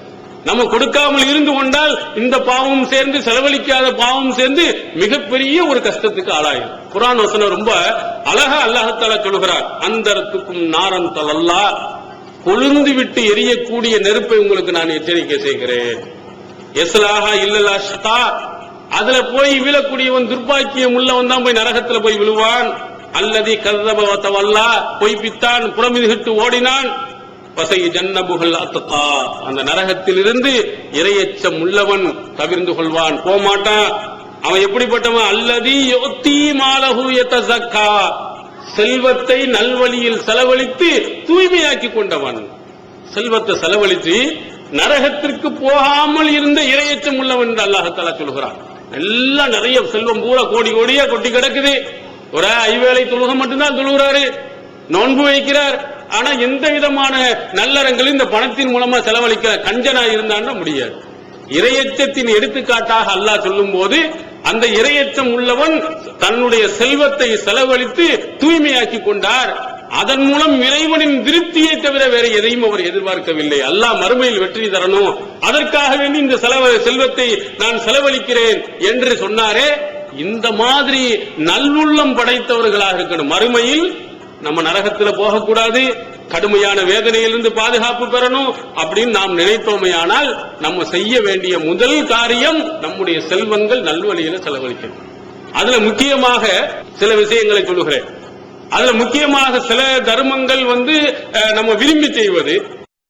ஈகத்துவம் ஓரிரை கொள்கையை விளக்கும் முற்பற்ற மாத இதழ் PJ, MI சுலைமான், ஷம்சுல்லுஹா, இன்னும் பல சிறந்த அறிஞர்களின் கருத்து கருவூலங்கள், இன்னும் பல சிறந்த அம்சங்களுடன் வெளிவரும் ஈகத்துவம் இதழை படித்து உங்கள் மார்க்க அறிவை வளர்த்துக் கொள்ளுங்கள். ஆண்டு சந்தா உள்நாடு 100 ரூபாய், வெளிநாடு 400 ரூபாய், தனி இதழ் 9 ரூபாய். உங்கள் டிராப்ட்களை ஏகத்துவம் இலக்கம் 30 அரண்மனைக்காரன் தெரு, மண்ணடி, சென்னை 1 என்ற முகவரிக்கு அனுப்புவீங்கள். மகளிருக்கு வழிகாட்டும் மாத இதழ் தீன்குல பெண்மணி, தமிழ்நாடு தவ்ஹீத் ஜமாத்தின் மேற்பார்வையில் முஸ்லிம் பெண்களுக்கான இல்லற கடமைகள், மருத்துவ பகுதி, சிறுவர் பகுதி, திருமண தகவல் பகுதி, ஹதீஸ் திறனாய்வு போட்டி மற்றும் பல சுவையான அம்சங்களுடன் வெளிவரும் முஸ்லிம் பெண்களுக்கான முழுமையான மாத இதழ் தீன்குல பெண்மணி. ஆண்டு சந்தா உள்நாடு 100 ரூபாய், வெளிநாடு 400 ரூபாய், தனி இதழ் 9 ரூபாய். உங்கள் MODDகளை எடுத்து அனுப்ப வேண்டிய முகவரி தீன்குல பெண்மணி, நம்பர் 30, அரண்மனைக்காரன் தெரு, மண்ணடி, சென்னை 1. தமிழ்நாடு தவ்ஹீத் ஜமாத்தின் புதிய வெளியீடு, மாதம் ஒரு பிரசுரம், கட்டுரைகளின் தொகுப்பு, விலை ரூபாய் 120 மட்டுமே. கிடைக்கும் இடம் TNTJ வீடியோ விஷன், நம்பர் 30, அரண்மனைக்காரன் தெரு, மண்ணடி, சென்னை 1. சில இது கண்டிப்பாக நாம் செய்ய வேண்டிய செலவழிக்கிறது கொஞ்சமா செலவழிக்கிறது, நம்ம விரும்பிய அளவுக்கு செலவழிப்பது அது சாதாரண தர்மம். சில தர்மங்கள் இருக்கிறது, அது கண்டிப்பாக செஞ்சியாகணும். அது பயங்கரமான குற்றத்துக்கு வரும். பொதுவாகவே ஒரு ஏழை எளியவனாக இருக்கவன் கஷ்டப்படுகின்ற நேரத்தில் திரும்பி பார்க்காமல் போனால் அது மாதிரி பெரிய தண்டனை எதுவும் கிடையாது. ரசூல் ஸல்லல்லாஹு அலைஹி வஸல்லம் காலத்தில் சஹீஹ் முஸ்லிமில் இடம்பெற்றிருக்கு, ஒரு கூட்டம் வருகிறது, முழு கூட்டத்தினர்கள். அவங்க பார்த்தாங்கன்னா எப்படி உராத்துன் ஆடைகள் அணிந்தும் நிர்வாணிகளாக வர்றாங்க. கிழிஞ்சு போன ஆடை, அது போட்டோம் போடாமல் இருக்கலாம். அந்த மாதிரி கிழிந்து போன ஆடைகளாக ஒரு பெரும் கூட்டமே ரசூல் ஸல்லல்லாஹு அலைஹி வஸல்லம் அவங்க முன்னாடி நிக்குது. ரசூல்லா பார்த்துட்டு அப்படியே அதிர்ந்து போகிறார்கள். வஜ்ஹு ரசூலுல்லாஹி ஸல்லல்லாஹு அலைஹி வஸல்லம், ரசூல் ஸல்லல்லாஹு அலைஹி வஸல்லம் அவர்களுடைய முகம் அப்படியே மாறி போய் விடுகிறது. ஒரு கூட்டமே நிக்கிறது, அவங்களுக்கு உடுத்திய துணி இல்லை, சாப்பாட்டுக்கு வழி இல்லை. இவ்வளவு ஒரு மோசமான ஒரு கூட்டம் இருக்கிறது. நம்ம எல்லாம் சாப்பிட்டு இருந்திருக்கிறோம், இந்த மக்கள் எல்லாம் சாப்பிட்டு கொண்டிருந்திருக்கிறாங்க, ஏன் இவங்களை நீங்க கவனிக்கலையா? ரசூலுல்லாஹ்வுடைய முகம் அப்படியே மாறின உடனே நபி தோழர் எல்லாம் கப்சிப்புன்னு இருக்கிறாங்க. உடனே பிலால் ரலியல்லாஹு அன்ஹு அவர்களுக்கு என்ன செய்ய, உடனே பாங்கு சொல்ல, தொழுகை நேரம் வந்தவொடனே பாங்கு சொல்ல சொல்லி, தொழுகை முடிந்தவுடன் ஒரு 2 குர்ஆன் வசனத்தை ரசூலுல்லாஹி ஸல்லல்லாஹு அலைஹி வஸல்லம் அவர்கள் சொல்றாங்க. இறையச்சம் உள்ளவனுக்கு ஒரு வசனம் சொன்னா போதும், ஒரு நபிமொழி சொன்னால் போதும், உள்ள அப்படியே கரைஞ்சிரும். ரசூல் ஸல்லல்லாஹு அலைஹி வஸல்லம் யா அய்யுஹன் நாஸ் இத்தகு ரப்பக்கும் அல்லதி خلقكم من نفس واحدة وخلق منها زوجها وبث منهما رجالا كثيرا ونساء واتقوا الله الذي تساءلون به والارحام ان الله كان عليكم رقيبا. இந்த வசனத்தை ரசூலுல்லாஹ் ஓதுறாங்க. இது எல்லா இதிலும் திருமணத்திலையும் இந்த வசனத்தை ஓதுவாங்கன்னு அர்த்தம் தான் யாருக்கும் தெரியறது இல்லை. அடுத்ததாக உள்ள ரசூல் இத்தகுல்லாஹ் வல் தன்னுர் நஃப்ஸும் மா கத்தமத் லிகத் வத்தகுல்லாஹ் அப்படிங்கிற இந்த 2 வசனத்தை ஓதுறாங்க. முதல் வசனத்தின் பொருள் என்ன? மனிதர்களே, உங்களை ஒரு ஆண் ஒரு பெண்ணில் இருந்து தான் நாம் படைத்திருக்கிறோம். ஒரு அடிப்படை அல்லாஹ் சொல்லுகிறான். அத்தனை உலகத்துல தோன்றி எல்லாருமே ஆதம் அலைஹிஸ்ஸலாம், ஹவ்வா அலைஹிஸ்ஸலாம், இந்த 2 பேர்ல தான் உருவாக்கப்பட்டாங்க. இங்க இருக்கக்கூடியவங்க, தமிழ்நாட்டில் இருக்கக்கூடியவங்க ஒரு கிரகத்திலையும், அதுக்கு இன்னொரு கூட்டத்தினர்களையும், அதே மாதிரி கர்நாடகாவில் இருந்தா அவன் இன்னொரு கூட்டம் இல்ல, எல்லாருக்குமே நீங்க கடைசியில போய் பார்த்தா 2 பேர் தான், எல்லாமே சொந்த பந்தம் தான். உங்களுடைய முன்னோர்கள் மூதாதிரி எல்லாருக்கும் ஒண்ணுதான், உங்க உறவினர்கள் தான் இவர்கள் எல்லாம், இவர்களும் உங்களை போன்றவர்கள் தான். ஏன் உங்களோடு பிறந்து உங்களோடு நெருங்கிய உறவினர்களாக இருக்கக்கூடிய இந்த மனிதர்களுக்கு, இந்த கூட்டத்தினருக்கு உதவ வேண்டும் என்று ஏன் உங்களுக்கு மனம் வரல? இது வேற கூட்டத்தினர்கள் நினைச்சுக்கிட்டீங்களா? அந்நியர்கள் என்று எண்ணிக்கொண்டீர்களா? உங்களுடைய உடன்பிறப்புகள் தானே. இந்த மனிதர்களுக்கு ஏன்னா உங்களுக்கு மனம் வரவில்லை, செலவழிக்க ஏன் உங்களுக்கு இரக்கம் வரவில்லை அப்படின்னு கேட்டு, அடுத்து ஓஹோ நீங்க மறுமை நாளையில நிறைய நாங்க சேர்த்து வச்சுட்டோம், தொழுகை, நோன்பு, ஜக்காத்து அப்படின்னு முட்டையா நன்மைகளை சேர்த்து வச்சுட்டோம்னு ஒரு இருமாப்பா உங்களுக்கு அப்படின்னு கருத்து வர்ற மாதிரி அடுத்த ஒரு வசனத்தை கேட்கிறாங்க. வத்தகுல்லாஹ், அல்லாஹ்வை அஞ்சிக் கொள்ளுங்கள். வல் தல்னுர் நஃப்சும் மா கத்தமத் லிகத். நாளைக்காக வேண்டி ஒவ்வொருவரும் என்ன சம்பாதித்து வைத்திருக்கிறார்கள், முற்படுத்தி வைத்திருக்கிறார்கள் என்பதை பார்க்கட்டும், அல்லாஹ்வை அஞ்சிக் கொள்ளட்டும் கேட்கிறாங்க.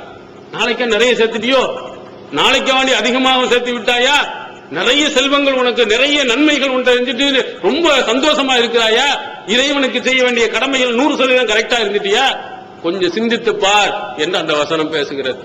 ரசூலுல்லாஹ் அழகா ஒரு இடத்தில் சொன்னார்கள், யாரும் அவர்களுடைய அமல்களை மட்டும் வைத்து சொர்க்கத்துக்கு போக முடியாது. நீங்க அமல் செய்யறதை மட்டும் வச்சு சொர்க்கத்துக்கு போக முடியாது. அப்ப சஹாபாக்கள் கேட்க, அல்லாஹ்வின் தூதர் நீங்களுமா? ஆமா. இல்லாஹி அல்லாஹ் பிரஹ்மத்தின் மின், அல்லாஹ் உன்னுடைய ரஹமத்தை கொண்டு என்னை போத்திக் கொள்ளாவிட்டால் நானும் தான் போக முடியாது, நானும் சொர்க்கத்துக்கு போக முடியாது. ஏன்னா நான் செஞ்ச அமல்களை அல்லாஹ்வுடைய அருள்குடையோடு ஒப்பிட்டு விட ரொம்ப கம்மி. அப்போ இவ்வளவு 100% செஞ்ச ரசூல் ஸல்லல்லாஹு அலைஹி வஸல்லம் கால்கள் எல்லாம் மீங்கும் அளவுக்கு தொழுத அல்லாஹ்வின் தூதர் அவர்களுக்கு அப்படி என்றால் நம்ம எல்லாம் ஏமாத்துறோம். கேட்கிறாங்க நபி தோழர்கள்ட்ட, இன்னும் அப்படி இருக்கோ, நிறைய செஞ்சிட்டீங்களா, என்ன மறுமைக்கு நீ சேர்த்து வச்சிருக்கீங்க, எண்ணி பாருங்கள் அப்படின்னு ஒரு தோழர் கேட்கிறாங்க. இப்படி ஒரு நல்ல வாய்ப்பு ஒன்று இருக்கிறது, ஏழைகளுக்கு உதவி, நீங்கள் மறுமையில் சொர்க்கத்துக்கு போறதுக்கு ஒரு வழி இருக்கிறது, மறுமைக்காக நன்மை சேர்க்க வழி இருக்கும் போது கவனமா திரும்பிட்டீங்களா? ஒண்ணு இவங்க உங்க குடும்பத்தை சாராதவன், நம்ம பதவியை சாராதவன் நினைச்சிட்டீங்களா, அல்லது நிறைய நன்மைகளை தான் சம்பாதிச்சு வச்சுட்டு இருமாப்பா நீங்கள் இருந்து விட்டீர்களா என்ற கருத்துள்ள 2 வசனத்தை கேட்ட உடனேயே டக்கு டக்குன்னு ஒவ்வொரு நபி தோழர்களும் போகிறார்கள். ஒரு திரகத்தை கொடுக்கிறார், ஒரு தங்க காசை கொடுக்கிறார், ஒரு வெள்ளி காசை கொடுக்கிறார், ஒரு துணியை கொண்டு வந்து கொடுக்கிறார், ஒரு இன்னொன்று உணவுகளை கொண்டு வந்து கொடுக்கிறார், ஒரு உணவு குவியல், இன்னொன்று அப்புறம் அதுக்கு ஆடை குவியல் அப்படின்னு வந்து குமிகிறது. பார்த்த உடனே ரசூல் ஸல்லல்லாஹு அலைஹி வஸல்லம் அவருடைய முகம் அப்படி மலர்கிறார். அப்ப ரசூலுல்லாஹ்வுடைய கோபம் எப்படி வந்திருக்காங்க. இந்த மாதிரி சூழ்நிலையில் எத்தனை ஏழைகள் இருக்கா எண்ணி பாருங்க.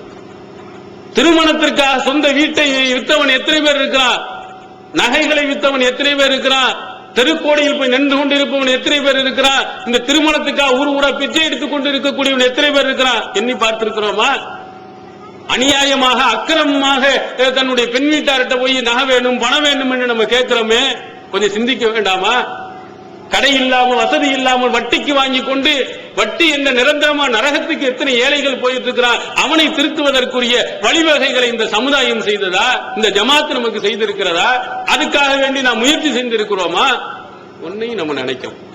நம்ம நல்லா இருக்கிறோமா, நம்ம வீடு கரெக்டா இருக்கா, நமக்கு சாப்பாடு கிடைக்குதா, நமக்கு துணி கிடைக்குதா, அவன் எப்படி போனாலும் போகட்டும் அப்படின்னு நினைக்கிறோம்.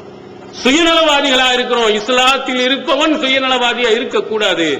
அதனால்தான் ரசூலுல்லாஹி ஸல்லல்லாஹு அலைஹி வஸல்லம் அவர்கள் தர்மத்தை வலியுறுத்தியவர்கள் ஜக்காத் என்ற இன்னொரு கடமையையும் இந்த சமுதாயத்திற்கு சொன்னாங்க.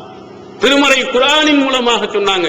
செல்வம் வைத்திருப்பவனுக்கு கட்டாயம் ஹுது மின் அம்வாலிஹிம் ஸதகா, அவர்கள் தங்களுடைய சொத்துக்களில் இருந்து, அந்த மக்களுடைய சொத்துக்களில் இருந்து நபியே நீங்கள் பிடுங்கி எடுங்கள். அல்லாஹ் சொத்து வைத்து இருந்தால், செல்வம் நிறைந்திருந்தால், அவன் இது கொடுப்பதற்குரிய வசதி வாய்ப்புகளை பெற்றிருந்தான் என்று சொன்னால் நீங்கள் எடுக்க வேண்டும். எடுங்க, அவன்கிட்ட தராட்டாலும் பிடுங்கி எடுங்க. அபூபக்கர் சித்தீக் ரலியல்லாஹு அன்ஹு அவர்கள் இந்த வசனத்தின் உண்மையான பொருளை புரிந்து தன்னுடைய ஆட்சி காலத்தில் வந்திருக்கக்கூடிய மக்களுக்கு, அங்கே ஜக்காத்து தரமாட்டேன் என்று சொன்னவர்களுக்கு ரொம்ப அழகான ஒரு எச்சரிக்கையை சொன்னாங்க. இந்த ஜக்காத் என்பது இருக்கிறதே, வல்லாஹி லவ் காத்திலன்ன மன் ஃபர்ரக பைன ஸலாத்தி வஸ்ஸகாத்தி ஃபஇன்ன ஸகாத ஹக்குல் மால். அல்லாஹ் மீது ஆணையிட்டு சொல்கிறார்கள், தொழுகையையும் ஜக்காத்தையும் பிரித்து பார்ப்பவன் யாரா இருந்தாலும் சரி அவனுக்கு எதிராக நான் போர் செய்வேன். தொழுவனா ஆனா ஜக்காத்து கொடுக்க மாட்டேன். பள்ளியாசலுக்கு வர்றது தொழுவ, நகை வீடு பூரா நகை சேர்த்து வச்சிருப்பேன், அங்க ஊர் ஊரா இடங்களை வாங்கி போட்டு வச்சிருப்பேன், பணம் கட்டுக்கட்டா வச்சிருப்பேன், பேங்க்ல போட்டு வச்சிருப்பேன், ஆனா அதுக்கெல்லாம் நான் கொடுக்க மாட்டேன், தொழுகை மட்டும்தான் எனக்கு. இப்படி அபூபக்கர் சித்தீக் ரலியல்லாஹு அன்ஹு அவருடைய காலத்துல தொழுகையை மட்டும் நாங்க நிறைவேற்றுவோம், ஜக்காத்தை கொடுக்க மாட்டோம். எந்த வசனம் அப்படி இருக்கு? அகீமுஸ் ஸலா வ ஆத்து ஸக்கா, தொழுகையை நிறைவேற்றுங்கள் ஜக்காத்தை கொடுங்கள் தானே இருக்கு. நீ என்ன தொழுகையையும் ஜக்காத்தையும் பிரிச்சு பார்க்கிற? இந்த ஜக்காத் என்பது செல்வத்துக்கு கொடுக்க வேண்டிய உரிமை, செல்வத்திலிருந்து கண்டிப்பா கொடுக்க வேண்டிய ஹக், அது கடமை. அப்படி கொடுக்க மாட்டேன் என்று சொன்னால் எவனாவது பேசினா அதற்கு எதிராக போரே நான் செய்வேன். இன்னும் சொன்னா லவ் மனஊனி இனாக்கன் கானு அத்துனஹா இலா ரசூலுல்லாஹி ஸல்லல்லாஹு அலைஹி வஸல்லம் லகாத்தல்தும் அலா மனைஹா. ரசூல் ஸல்லல்லாஹு அலைஹி வஸல்லம் காலத்துல ஒரு ஒட்டக குட்டியை, ஒரு பேச்சுக்கு ஒரு கயிறை ஜக்காத்தா கொடுத்து வந்து என்னுடைய காலத்துல தரமாட்டேன்னு சொன்னாலும் அதற்கு எதிராக நான் போர் செய்வேன்னு சொன்னாங்க. அவ்வளவு கடுமையானது ஜக்காத் என்ற ஒரு கடமை. இந்த கடமையை செல்வந்தர்களாக இருக்கவர் நிறைவேற்றவில்லை ஆனால், இஸ்லாமிய ஆட்சி இருக்குமானால் அவங்களுக்கு எதிராக போர் பிரகடனமே இஸ்லாம் செய்யும். அவ்வளவு கடுமையான ஒரு கட்டளை. யாருக்கு தெரியுது ஜக்காத் என்றால் என்ன நினைப்பாங்க? இந்த ரமலான் மாசம் வந்த உடனே 25 பைசா 50 பைசா 1 ரூபாயும் பணக்கார வீட்டுல பூரா வாசல வச்சு ஒரு ஆளுக்கா 1 ரூபாய் போட்டு கொடுக்குறது. இதுதான் ஜக்காத்து நம்ம வழங்கி வச்சிருக்கிறாங்க.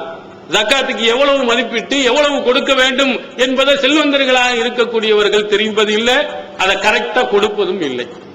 அப்படி கொடுக்காமல் செல்வங்களையா தன்னுடைய மனைவிக்கு பூரா கழுத்துல பூரா நகையா அள்ளி போட்டு மகனுக்கெல்லாம் நகையா நீங்க அணிவித்தீர்களேயானால் மறுமையில் கிடைக்கும் தண்டனை என்ன?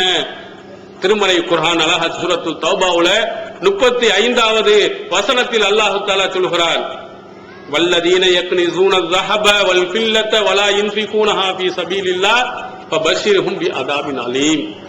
வெள்ளியையும் தங்கத்தையும் சேமித்து வைத்துக் கொண்டிருக்கிறார்கள், அல்லாஹ்வின் பாதையில் செலவழிக்கிறது இல்லையே, அவர்களுக்கு கடுமையான வேதனை இருக்கிறது என்று நபி எச்சரிக்கை செய்யுங்கள். மறுமையில் என்ன செய்வார்? யௌம யுஹ்மா அலைஹா தீனாரி ஜஹன்னம். இந்த செல்வங்களை எல்லாம் கொண்டு போய் நரக நெருப்புல காய்ச்சப்படும். ஃபத்துக்வா பிஹா ஜிபாபுஹும் வ ஜுனூபுஹும் வ ظுஹூருஹும். அவங்களுடைய நெற்றியில விலாப்புறங்களில் அவருடைய முதுகுகளில் சூடு போடப்படும். எல்லாத்தையும் அந்த காய்ச்சி பள்ளிக்க காய்ச்சி போட்டு வச்சு குத்துமா அல்லாஹ் பார்த்துட்டு அங்க சொல்லுவா, ஹாதாமா கனஸ்தும் லி அன்ஃபுசிக்கும், உங்களுக்காக சேமிச்சு வச்சதெல்லாம் இந்த பணம் தானே, வாங்கிக்க அப்படின்னு சொல்லிட்டு அல்லாஹ் தஆலா செல்வங்களை எல்லாம் அப்படி உருக்கி மறுமை நாள்ல சூடு போடுவான் என்ற திருமறை குர்ஆன் கடுமையா எச்சரிக்கை செய்கிறது. அதே மாதிரி இன்னொரு செய்தி நசை என்ற நூலில் இடம்பெறுகிறது. ஒரு பெண்மணி வருகிறார்கள், அவங்களுடைய மகள் கையில வந்து மசக்கத்தானி கலீலத்தானி கனமான 2 காப்பு, தங்கத்தினாலான காப்பு இருக்கு, நல்ல பெரிய காப்பு போட்டு வச்சிருக்காங்க. அப்ப ரசூல் ஸல்லல்லாஹு அலைஹி வஸல்லம் அத்யானி ஜகாத ஹாதா, இதுக்கு ஜகாத்தை நீங்கள் கொடுத்து விட்டீர்களா அப்படின்னு கேட்கிறாங்க. இல்ல அல்லாஹ்வின் தூதர் அவர்களே. அப்ப கேட்கிறாங்க, யஸ்ருக்க ஐயு சவ்விரக்கல்லாஹு அஸ்ஸ வஜல்ல பிஹிமா யௌமல் கியாமத்தி சிவாரைனி மின்னார். இதுக்கு பதிலாக நீங்க கொடுக்கலையே, இதுக்கு பதிலாக நெருப்பாலான 2 கங்கங்களை உங்களுடைய கையில் மாட்டிக்கொள்வது உங்களுக்கு சந்தோஷத்தை தருமா அப்படின்னு ரசூல் ஸல்லல்லாஹு அலைஹி கேட்கிறாங்க. நல்ல தங்கம் போட்டுட்டு பளபளபளபளன்னு கையில மோதிரம் மாட்டி மூஞ்சில காட்டிக்கிட்டே, நாங்க 5 மோதிரம் எங்க வீட்டுல இருக்குது, கல்யாணத்துக்கு போனோம்னா 10 வளையல்கள் இருக்குது, நெக்லஸ் இருக்குது, எல்லாத்தையும் மேல போட்டுக்கிட்டு நான் இவ்வளவு உங்கள்ட்ட செல்வம் இருக்குன்னு காட்டிக் கொள்கிறீர்களே, அதுக்கு ஜக்காத்து கொடுத்தீங்களா? கரெக்டாக நிறைவேற்றீங்க? ஏழைகளுக்கு கொடுக்க வேண்டியது நீங்கள் கொடுத்தீர்களா? இல்ல கொடுக்கலையே.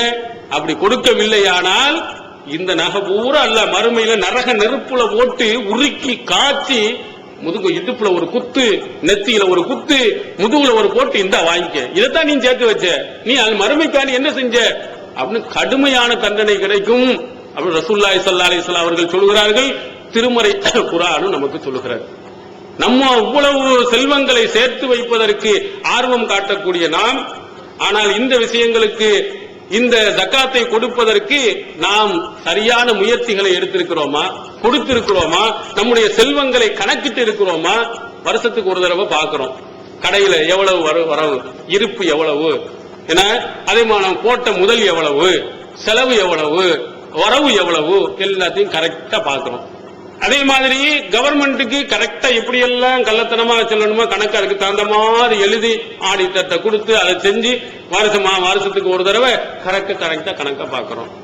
ஆனா மறுமையினுடைய வெற்றிக்காக ஒரு 60-70 வருடத்தோட போயிருவோமே, மறுமையில நிரந்தரமாக நம்ம இருக்கும் நரகத்துக்கு நம்ம போயிருவோமே, அந்த நிரந்தர நரகத்திலிருந்து காப்பாற்றக்கூடிய வழிவகைகளை அதுல ஜக்காத்துங்கிற ஒரு முறையை நம்ம செஞ்சிருக்கிறோமா, கரெக்டா நம்ம கொடுத்திருக்கிறோமா, நம்ம செல்வத்துக்கு சரியான செலவழித்து இருக்கிறோமான்னு யாரும் எண்ணி பார்க்கிறது. ஹதீஸை நீங்கள் புரட்டி பார்த்தீர்களே ஆனால் அல்லாஹ் தஆலா சொன்னானே சூரத்து தௌபால ஹுது மின் அம்வாலிஹிம் சதகா, உங்களுடைய அவர்களுடைய செல்வங்களில் இருந்து ஜக்காத்தை எடுங்கள். செல்வமா இருக்கக்கூடிய எதா இருந்தாலும் கண்டிப்பா ஜக்காத்து கொடுத்தாங்க. எவ்வளவு கொடுக்க வேண்டும்?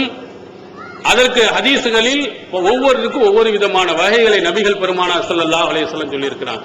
இப்ப தங்கம் வச்சிருந்தீங்கன்னு சொன்னா தங்கத்துக்கு ரசூல் ஸல்லல்லாஹு அலைஹி வஸல்லம் கொடுத்த அளவு என்னன்னா சுமார் நம்முடைய கணக்கின்படி 85 கிராம் தங்கம் உங்கள்கிட்ட இருக்குமானால் என்ன செய்யணும்னா 2.5% நீங்கள் என்ன ஜக்காத்து கொடுத்துரும். குறைஞ்சபட்சம் 85 கிராம் தங்கம் உங்கள்கிட்ட எல்லா நகையும் தோடா இருக்கட்டும், வளையலா இருக்கட்டும், மோதிரமா இருக்கட்டும், அல்லது காசா இருக்கட்டும், கட்டியா இருக்கட்டும், மொத்தம் 85 கிராம் இருந்துச்சுன்னா அது கீழே குறைய இருந்துச்சுன்னா அது கிடையாது. அல்லது அந்த அளவுக்குள்ள மதிப்புள்ள பணம் உங்களுக்கு இருக்குமானால் அதற்கு என்ன செய்யணும், 2.5% நீங்கள் கண்டிப்பா ஜக்காத்து கொடுக்கணும். உணர்வு முஸ்லிம் சமுதாயத்தின் நம்பர் 1 தமிழ் வார இதழ். உறங்கி கிடந்த முஸ்லிம்களின் உணர்வுகளை தட்டி எழுப்பதில் 13 ஆண்டுகால வரலாற்று சாதனை படைத்த ஒரே இதழ் உணர்வு. செய்திகளின் நடுநிலைமை, விமர்சனங்களின் நேர்மை, சமுதாய செய்திகளுக்கு முன்னுரிமை, இஸ்லாத்தின் எதிரிகளை அடையாளம் காட்டுதல், அரசியல், ஆன்மீகம் பற்றிய கேள்விகளுக்கு ஆணித்தரமான பதில்கள், ஆய்வு கட்டுரைகள், பல சுவையான அம்சங்களுடன் வெளிவரும் உணர்வின் வாசக சமுத்திரத்தில் நீங்களும் சங்கமமாகுங்கள். ஆண்டு சந்தா உள்நாடு ரூபாய் 400, வெளிநாடு ரூபாய் 2300, தனி ரூபாய் 8. உங்கள் டிராஃப்ட்களை Muslim media trust number 7 Vadamaraikka street, 2nd floor, Mannady, Chennai 1 என்ற முகவரிக்கு அனுப்பி வைங்க. திருக்குரான் தமிழாக்கம் பி ஜெயலலாபுதீன். அனைவருக்கும் புரியும் எளிய நடை. தேவைப்படும் வசனங்களுக்கு தெளிவான விளக்கங்கள். கலை சொற்களின் விளக்கங்கள். திருக்குரான் எவ்வாறு அருளப்பட்டது, எவ்வாறு தொகுக்கப்பட்டது என்பது குறித்து முழுமையான விளக்கம். நபிகள் நாயகம் ஸல்லல்லாஹு அலைஹி வஸல்லம் காலம் முதல் இன்று வரை குர்ஆன் பாதுகாக்கப்பட்ட வரலாறு. திருக்குரான் இறைவனின் வார்த்தைகள் என்பதற்கான அடுக்கடுக்கான ஆதாரங்கள். முந்தைய பதிப்புகளை விட மெருகூட்டப்பட்ட செய்திகள், கூடுதலான பக்கங்கள், அழகிய வடிவமைப்பு, உயர்தரமான பைண்டிங். விலை ரூபாய் 300 மட்டுமே. வெளியீடு மூன் பப்ளிகேஷன் நம்பர் 83/3, முதல் மாடி, மூர்தரு, மன்னடி, சென்னை 1. போன் 65690810. TNTJ வீடியோ டிஷன் எண் 30, அரண்மனைக்காரன் தெரு, மன்னடி, சென்னை 1. செல் 9500168989. அது மாதிரி வெள்ளி கட்டி வச்சிருக்கீங்க, வெள்ளி வச்சிருந்தீங்கன்னு சொன்னா ரசூல் ஸல்லல்லாஹு அலைஹி வஸல்லம் அவர்கள் 5 ஊக்கியா அளவுக்கு இருக்குமானால் நீங்கள் என்ன செய்யணும், ஜக்காத்து கொடுக்கணும் சொன்னா 5 ஊக்கியாங்கிறது எவ்வளவு, ஏறத்தாழ 190 கிராம் வெள்ளி வருகிறது. இந்த 5 ஊக்கியா இருந்துச்சுன்னா அதற்கும் 2.5% நீங்கள் கொடுக்கணும். வெள்ளி கட்டிகளும் வாங்கி வச்சிருக்கிறவங்க இருக்கிறாங்க, வெள்ளியில நகைகள் செஞ்சிருக்கு, அதே மாதிரி கொலுசுகள், இந்த மாதிரி பாத்திரங்கள், இதெல்லாம் வந்து சும்மா அழகுக்காக, பாத்திரத்துல சாப்பிடக்கூடாது, அழகுக்காக வெள்ளியில ஏதாவது செஞ்சு வச்சிருப்பீர்களே, ஆனால் ஒரு 190 கிராம் குறைந்தபட்சம் இருக்குமானால் ஏறத்தாழ 2000 ரூபாய்க்குள்ள வரும். 20 ரூபாய்னு கணக்கு பண்ணீங்கன்னா அப்ப அந்த அளவுக்கு இருக்குமானால் அந்த 190 கிராமுக்கு மேல இருந்துச்சுன்னு சொன்னா நீங்கள் அதிலிருந்தும் 2.5% என்ன செய்யணும், கண்டிப்பாக ஜக்காத்து நீங்கள் வழங்க வேண்டும். இது ரசூல் ஸல்லல்லாஹு அலைஹி வஸல்லம் அவர்கள் சொன்னாங்க. அதற்கு அடுத்து விவசாய நிலங்கள் நிறைய நம்ம வச்சிருக்கிறோம். நிறைய விவசாயங்கள் சுத்தி பார்த்தோம்னா நிறைய விவசாய நிலங்கள் இருக்கு. நமக்கு தோப்புகள், துறவுகள் என்று நிறைய இருக்குது. அரிசிகள் நம்ம விளைய செய்யறோம். இப்படி அரிசிகள் எல்லாம் இருக்குமானால் அதுக்கு கூட ஜக்காத் ரசூல் ஸல்லல்லாஹு அலைஹி வஸல்லம் சொல்லி இருக்கிறாங்க. அது 5 வசக் ஒரு ஆளுக்கு விளையும் என்று சொன்னார். இது 5 வசக்கு என்று சொன்னால் 60 ஒரு வசக்கு என்பது 60 சா. உங்களுக்கு எல்லாம் தெரியும், நம்ம ஜக்காத்துல் ஃபித்ர் கொடுக்கும் போது என்ன செய்யறோம், ஒரு சாங்கிறது 2.5 கிலோன்னு வழங்கி இருக்கும். அப்ப 5 × 60 300, 300 × 2.5 சொன்னோம்னா ஏறத்தாழ 750 கிலோ. 750 கிலோ இது வந்து நெல் வந்துச்சுன்னு சொன்னா அதில் இருந்து 2 விதமாக நீங்கள் என்ன செய்யணும், ஜக்காத்து கொடுக்கணும். ஒன்னு, வானம் பார்த்த பூமி அப்படின்னு இருக்குது, மழை பெய்யறது மற்ற மழையிலேயே பெஞ்சு வர்றோம், அந்த மாதிரி தண்ணியிலேயே வளர்ந்ததாக இருக்குமானால் 10% நீங்கள் கொடுக்கணும். ஒரு 100 மூட்டை விளைஞ்சுன்னு சொன்னா நீங்க 10 மூட்டையை வந்து ஜக்காத்தாக கொடுத்துடணும். அடுத்து, அதாவது விவசாய நிலங்களில் 2 விதமாக கொடுக்கணும். ஒன்னு 10% ஒன்னு இருக்கு, 5% ஒன்னு இருக்கு. 10% வானம் இந்த இறை நேரடியா தண்ணி, நீங்க எந்த விதமான செலவழிக்காமல் அல்லாஹ்வுடைய இயற்கை அந்த தண்ணியிலிருந்தே வளர்ந்துச்சுன்னு சொன்னா அதுல வந்து நெல் இருக்குமானால் அதுல வந்து 10% கொடுக்கணும். எப்போ 750 கிலோக்கு மேல் இருக்குமானால், 750 இருந்து கூடுதலாக இருந்தால், குறைய இருந்தா நீங்க விரும்பினால் கொடுக்கலாம், கட்டாயம் இல்ல, 10%. அதே மாதிரி மோட்டர் வச்சு கிணத்திலிருந்து தண்ணி பாய்ச்சி நீங்கள் சிரமப்பட்டு இருப்பதாக இருக்குமானால் அதுல 5%. மோட்டர் வச்சிருக்கோம், அதுக்கு நிறைய செலவழிக்கிறோம், தண்ணி பாய்ச்சணும், அந்த மாதிரி கஷ்டமாக இருக்குமானால் அதற்கு நபிகள் பெருமானார் ஸல்லல்லாஹு அலைஹி வஸல்லம் அவர்கள் சொன்னது 5%. 100 மூட்டை வந்துச்சுன்னு சொன்னுச்சுன்னா ஒரு 5 மூட்டை ஜக்காத்தாக உடனடியாக நீங்க கொடுத்துடணும். அல்லாஹ் தஆலா ஆத்து ஹக்கஹு யௌம ஹசாதிஹி, நீங்கள் அறுவடை செய்யக்கூடிய நாள்களில் அதனுடைய உரிமையை கொடுத்து விடுங்கன்றாங்க. நீங்க தள்ளி போடவே செய்ய அருமை வரும்பொழுதே ஒரு 10 மூட்டை 100 மூட்டை வந்துன்னா 10 மூட்டைய ஜகாத்துக்காக ஒதுக்கி நீங்க கொடுத்துடணும். அதை தாமதப்படுத்திடாதீங்க, அதை கொடுக்காமல் விட்டு விடாதீர்கள். இது அல்லாஹ் தஆலா ரொம்ப வலியுறுத்தி நீங்கள் எப்போ அறுவடை செய்றீங்களோ அந்த இது விட்டது என்று சொன்னால் உடனடியாக கொடுங்கன்னு சொல்லி இருக்கிறாங்க. அதனால 2 இது உங்களுக்கு சொல்லியிருக்கோம், வெள்ளிக்கு ஒன்னு சொல்லியிருக்கோம், அதே மாதிரி தங்கத்துக்கு. அதற்கு அடுத்ததாக விவசாய நிலங்களில் நீங்கள் பயிரிடக்கூடிய இந்த மாதிரி தானியங்கள் வகையை சார்ந்தவைகளாக இருக்குமானால் அது கொடுக்கணும். அது இல்லாமல் இருக்குமானால் மற்ற வகைகள்ல தேங்காய் இருக்குது, அது கணக்குல இல்ல, வேறு விதமான ரசூல் ஸல்லல்லாஹு அலைஹி வஸல்லம் காலத்தில் இல்லாத பொருள்களா இருந்தால் அது செல்வத்தில் மொத்த டோட்டல்ல நீங்கள் கணக்கு பண்ணி அந்த 85 கிராம் தங்கம் அளவிற்கு உள்ள பணத்துக்கு தாண்டி விட்டது என்று சொன்னால் உங்களுடைய செல்வத்துக்கு நீங்க கொடுக்கணும். அதே மாதிரி நிலங்கள் வாங்கி போட்டு வச்சிருக்கிறீங்க, இங்க ஒரு வீடு இருக்கு, உங்க சொந்த வீட்டுக்கு ஜகாத்து இல்ல, உங்களுக்காக வேண்டி சொத்துக்காக வேண்டி பக்கத்துல வீடு அங்க வீடு அந்த ஊர் அப்படிலாம் போட்டு வச்சிருக்கீங்கன்னு சொன்னா அவை அனைத்தையும் நீங்கள் என்ன செய்யணும், கணக்கில் கொள்ளணும். அவ அத்தனையுமே உங்களுக்கு உங்களுடைய சொத்துக்கள் தான். அதே மாதிரி வியாபாரத்துக்காக முதலீடு செஞ்சிருக்கிறீர்கள் என்று சொன்னால் அதுக்கு ஒரு கடையை போட்டு வச்சிருக்கீங்க, ஒரு 10 லட்சம் ரூபாய் அதற்கு முதலீடு போட்டிருக்கேன்னா அதுவும் உங்களுடைய செல்வம் தான். ஏன்னா அல்லாஹ் பொதுவான வார்த்தையை சொல்லியிருக்கா, அவருடைய செல்வத்தில் இருந்து ஜகாத் எடுங்க. அப்போ உங்களுடைய செல்வங்கள் எல்லாத்தையும், வீடா இருக்கட்டும் நிலமாக இருக்கட்டும், எல்லாத்திலையும் கணக்கு பார்த்து அதுல 2.5% என்ன செய்யணும், நீங்க கொடுக்கணும். விவசாய நிலம் தான் விவசாயம் பண்ணீங்கன்னா அரிசி மாதிரி தானியங்களா இருந்தா அதுல 10% 5% கொடுங்க. அதே மாதிரி தங்கம் வெள்ளியாக இருந்தா 2.5%, தங்கமா இருந்தாலும் 2.5%, அது இல்லாம சொத்துக்கள் வகைகளாக இருந்து சொன்னாலும் அதற்கும் 2.5% நீங்கள் என்ன செய்யணும், ஜக்காத்து கொடுக்கணும். நீங்க ஒரு தடவை நீங்கள் கொடுத்து விட்டீர்களே ஆனால் உங்களுடைய கடமை முடிந்து விட்டது. 10 லட்சம் ரூபாய்க்கு இப்போ நீங்க கொடுத்துட்டீங்கன்னு சொன்னா ஒரு வருஷம் 2 வருஷம் கழிச்சதுக்கு பிறகு 12 லட்சம் ரூபாய் இருக்குமானால் 2 லட்சம் ரூபாய்க்கு நீங்க கொடுத்தா போதும். 10 லட்சத்துக்கு நீங்க முன்னாடியே கொடுத்துட்டீங்க, அதனால 2 லட்சத்துக்கு நீங்க கொடுத்தா போதும். மொத்தமா எல்லாமே காணாம போயிருச்சு, திரும்ப வந்துச்சுன்னு சொன்னா திரும்ப எவ்வளவு எத்தனை லட்சங்கள் இருக்கிறதோ அதற்கு கணக்கு பண்ணி நீங்கள் 2.5% கொடுக்க வேண்டும். இதுதான் ஜக்காத்தை தவிர நம்ம என்ன செய்யக்கூடாது, நம்ம வீட்டு வாசல்ல வரக்கூடிய பிச்சைக்காரனுக்கு போற 1 ரூபா 1.5 ரூபா 2 ரூபா இதெல்லாம் கிடையாது. அது இல்லாம இந்த ஜக்காத்துங்கிற முறையே கூட்டு முறையில் கொடுக்க வேண்டும் என்று இஸ்லாம் சொல்லுகிறது. கூட்டு முறையில் என்ன செய்யணும், கொடுக்கணும். ஜக்காத்தை கூட்டு முறையில் செலவழிக்க வேண்டும் என்றுதான் இஸ்லாம். தனித்தனியா நீங்க ஒரு வீட்டுல எங்களுக்கு தெரிஞ்சவங்களுக்கு அவங்களுக்கு தெரிஞ்சவங்களுக்கு இப்படி ஜக்காத்து கொடுக்க கூடாது. இதற்கு உதாரணமா எப்படி சூரத்து தௌபாவினுடைய 60வது வசனம். இந்த வசனத்துல அல்லாஹ் தஆலா என்ன சொன்னா, இன்னம ஸதகாத்து லில் ஃபுகரா. இந்த ஜக்காத்துங்கிறது யாருக்கு கொடுக்கணும்னா ஏழை ஃபக்கீர்கள், ஃபக்கீர்னா தெருவில் வரக்கூடிய பிச்சைக்காரர், மசாக்கீன், அப்புறம் ஏழைகள், வல் ஆமிலீன அலைஹா, இதை வசூலிக்கக்கூடியவர், ஜக்காத்தை வசூலிக்கக்கூடியவர் ஒரு பொறுப்பாளர் இருக்காரு, அவருக்கும் அந்த ஜக்காத்தை கொடுக்கலாம். வல் முஅல்லஃபத்து குலூபுஹும், இஸ்லாத்தின்பால் ஈர்க்கப்பட்டிருக்கிறாங்களே அந்த மாதிரி புதிதாக இஸ்லாத்தை தழுவி இருக்கக்கூடியவங்க, வஃபிர் ரிகாப், அடிமைகளை விடுதலை செய்வதற்கு, வல் காரிமீன், கடனாளியாக இருக்கக்கூடியவருக்கு, அப்புறம் அதுக்கடுத்து இப்னு சபீல், வழிபோக்கர், தெருவுல இருந்து வெளியூர்ல பணக்காரர் இருப்பாரு, இங்க பணமே இல்லாம ஒண்ணுமே கஷ்டப்படுற மாதிரி இருப்பாரு, அவருக்கு. இவை இந்த மாதிரி 8 நபர்களுக்கு தான் இந்த ஜக்காத்தை கொடுக்கணும்னு சொல்லுது.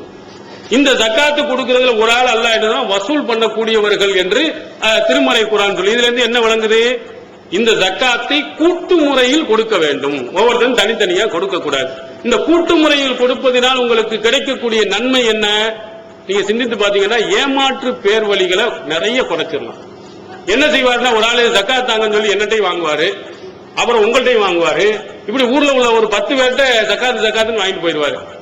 அவர்கிட்ட வாங்கினான்னு எனக்கு தெரியாது, என்னட்ட வாங்கினான்னு உங்களுக்கு தெரியாது. அப்ப இந்த மாதிரி ஏமாற்றுவதற்கு என்ன செய்கிறது, நிறைய வழிவகைகள் இருக்கிறது. இந்த ஏமாற்று பேர் வரைக்கும் இந்த மாதிரி ஜக்காத்து கொடுங்கன்னு நிறைய வாங்கிட்டு போயிடுறாங்க. உண்மையிலேயே கஷ்டப்படக்கூடிய ஏழ்மையாக இருக்கக்கூடியவங்களுக்கு போய் சேர்றதுல ஒண்ணும். இரண்டாவது, சரியான தேவை உள்ளவங்களுக்கு முழுமையா கொடுக்கும். ஒரு ஆளு கடன் ஒரு 20,000 ரூபாய் கடன் வாங்கியிருக்காரு, அதனால பெரிய கஷ்டப்படுறாரு. உங்களுடைய ஜக்காத்து 2,000 ரூபாய் தான் ஜக்காத்து கொடுக்கறாங்க. 1 லட்சம் ரூபாய் இருக்கு, நீங்க 2,500 ரூபாய் கொடுக்குறீங்க. இப்ப இந்த 2,500 ரூபாய் அவர் கொடுப்பதனால பிரயோஜனம் இல்லை. எல்லாரும் சேர்ந்து ஒரு இதுல வசூல் பண்ணி ஒரு ஜமாத்துல நீங்க கொடுத்தீங்கன்னு சொன்னா ஒரு 100-200 பேர் வரும்பொழுது என்ன 20 லட்சம் 30 லட்சம் அப்படின்னு சொல்லிட்டு ஒரு கணிசமான பணம் வரும் பொழுது தேவையானவர்களுக்கு உண்மையிலே 20,000 உடனே கொடுத்து அவருடைய கடனை போய்க்கிடலாம். அப்ப இந்த மாதிரி உண்மையான தேவையாளர்களுக்கு முழுமையாக கொடுப்பதற்கும் ஏமாற்றப்படுபவர்கள் இருந்து பாதுகாப்பதற்கும் இந்த கூட்டு முறை தான் சரியானது. ஆனா பரவலா யாருமே என்ன செய்யல, இந்த ஜக்காத்தை கூட்டு முறையில் என்ன செய்கிறதுல செலவழிக்கிறது இல்ல. இல்லையானால் என்ன செய்யும், இந்த ஊர்ல இருக்குன்னா மதுக்கூர்ல நம்முடைய ஜமாத்தின் சார்பாக ஜக்காத்துக்கு தனியாக ஃபண்ட் வசூல் பண்ணி இதுல 8 நபர்களுக்கு தான் அல்லாஹ் கொடுக்க சொல்லி இருக்கிறான். அந்த 8 நபர்கள் தகுதியானவர்கள் யாரு, எவ்வளவு கொடுக்கலாம் என்று ஆய்வு செஞ்சு நீங்க கொடுத்து கொண்டிருப்பீர்களே. ஆனால் இதன் மூலமாக எத்தனை ஏழைகள், கஷ்டப்படக்கூடியவர்கள், கடன் வாங்கி சிரமப்படக்கூடியவர்கள், கடை வச்சு முடியாமல் இருக்கக்கூடியவர்கள், இவங்களுக்கு எல்லாம் ஒரு பெட்டிக்கடையை வச்சு கொடுக்கலாம். சாப்பாட்டுக்கு வழி இல்லாம விதவைகளாக இருக்கக்கூடியவங்களுக்கு உணவை நீங்க கொடுக்கலாம். அந்த பிள்ளைகளை படிப்பதற்காக அந்த பிள்ளைகளுக்கு நீங்க உதவி செய்யலாம். எவ்வளவு விதமான செய்யலாம். அவ்வளவு பணக்காரர்கள் ஒரு கணிசமாக இருக்கிறார்கள். வெளிநாட்டில் எவ்வளவு பேர் இருக்கிறாங்க, நகை எவ்வளவு பேர் சேர்த்து வைத்திருக்கிறார்கள். அவர்கள்ட்ட ஒரு கணிசமான முறையில் இப்பொழுது நீங்க பண்ணீங்க சொன்னா கோடிக்கணக்கான ரூபாய்களை நம்ம ஜக்காத்தின் மூலமாக எடுக்க முடியும். இதுதான் ஜக்காத்தை தவிர நம்ம இஷ்டத்துக்கு நம்ம விரும்பிய அடிப்படையில விரும்பிய அளவுக்கு கொடுப்பது அல்ல, அல்லாஹ்வும் தூதரும் சொன்ன அடிப்படையில் செய்ய. அதே மாதிரி இன்னும் சில இது இருக்குது. ஒட்டகத்துக்கு, ஆட்டுக்கு, மாட்டுக்கு இதெல்லாம் இருக்கு. ஒட்டகத்துக்கு ரசூல் ஸல்லல்லாஹு அலைஹி வஸல்லம் 5 ஒட்டகத்திலிருந்து 24 ஒட்டகம் வரை இருந்தா ஒரு ஆடு ஜக்காத்து கொடுக்கணும். இது நமக்கு தேவையில்லை. ஏன்னா இங்க ஒட்டகம் வைத்திருக்கக்கூடிய தமிழ்நாட்டில் யாரும் இல்லை. அதே மாதிரி 25ல இருந்து 35 இருந்தா ஒரு வயது பெண் ஒட்டகம் கொடுக்கணும் அப்படின்னு சொன்னாங்க. ஒன்னுக்கு ஒரு ஸ்டேஜா சொல்லியிருக்காங்க. 5 இருந்தா எவ்வளவு, 10 இருந்தா எவ்வளவு, 20 இருந்தால் எவ்வளவு. ஆனா ஆடுகள் வைத்திருக்கிறாங்க. நம்ம சில ஆளுக்கு ஆட்டு பண்ணைகள் வச்சிருக்கிறாங்க, ஆடு வளர்க்கிறாங்க. அப்படி இருந்தா ரசூல் ஸல்லல்லாஹு அலைஹி வஸல்லம் சொன்னாங்க, இந்த காடு பகுதியில மேய்ச்சி கொண்டு இருக்கக்கூடிய ஆடுகளை வளர்த்து கொண்டு அது செல்வமா வச்சிருந்தாங்கன்னா 40 வரையிலையும் 39 வரையிலையும் உங்களுக்கு ஆட்டுக்கு சக்காத்து கிடையாது. 30க்கு மேல 40ல் இருந்து 120 வரையிலையும் ஒரு ஆடு ஜக்காத்தை கொடுக்கும். 40 ஆடு இருந்தாலும் சரி ஒண்ணு கொடுக்கணும், அல்லது 120 வரையில இருந்தாலும் சரி 40ல இருந்து 120 வர்ற வரையிலையும் ஒரு ஆடு நீங்க ஜக்காத்து கொடுத்தா போதும். அப்ப 121ல இருந்து 200 வந்துச்சுன்னு சொன்னா 2 ஆடு நீங்க ஜக்காத்து கொடுக்கணும். 200ல இருந்து 300 வந்தால் 3 ஆடு.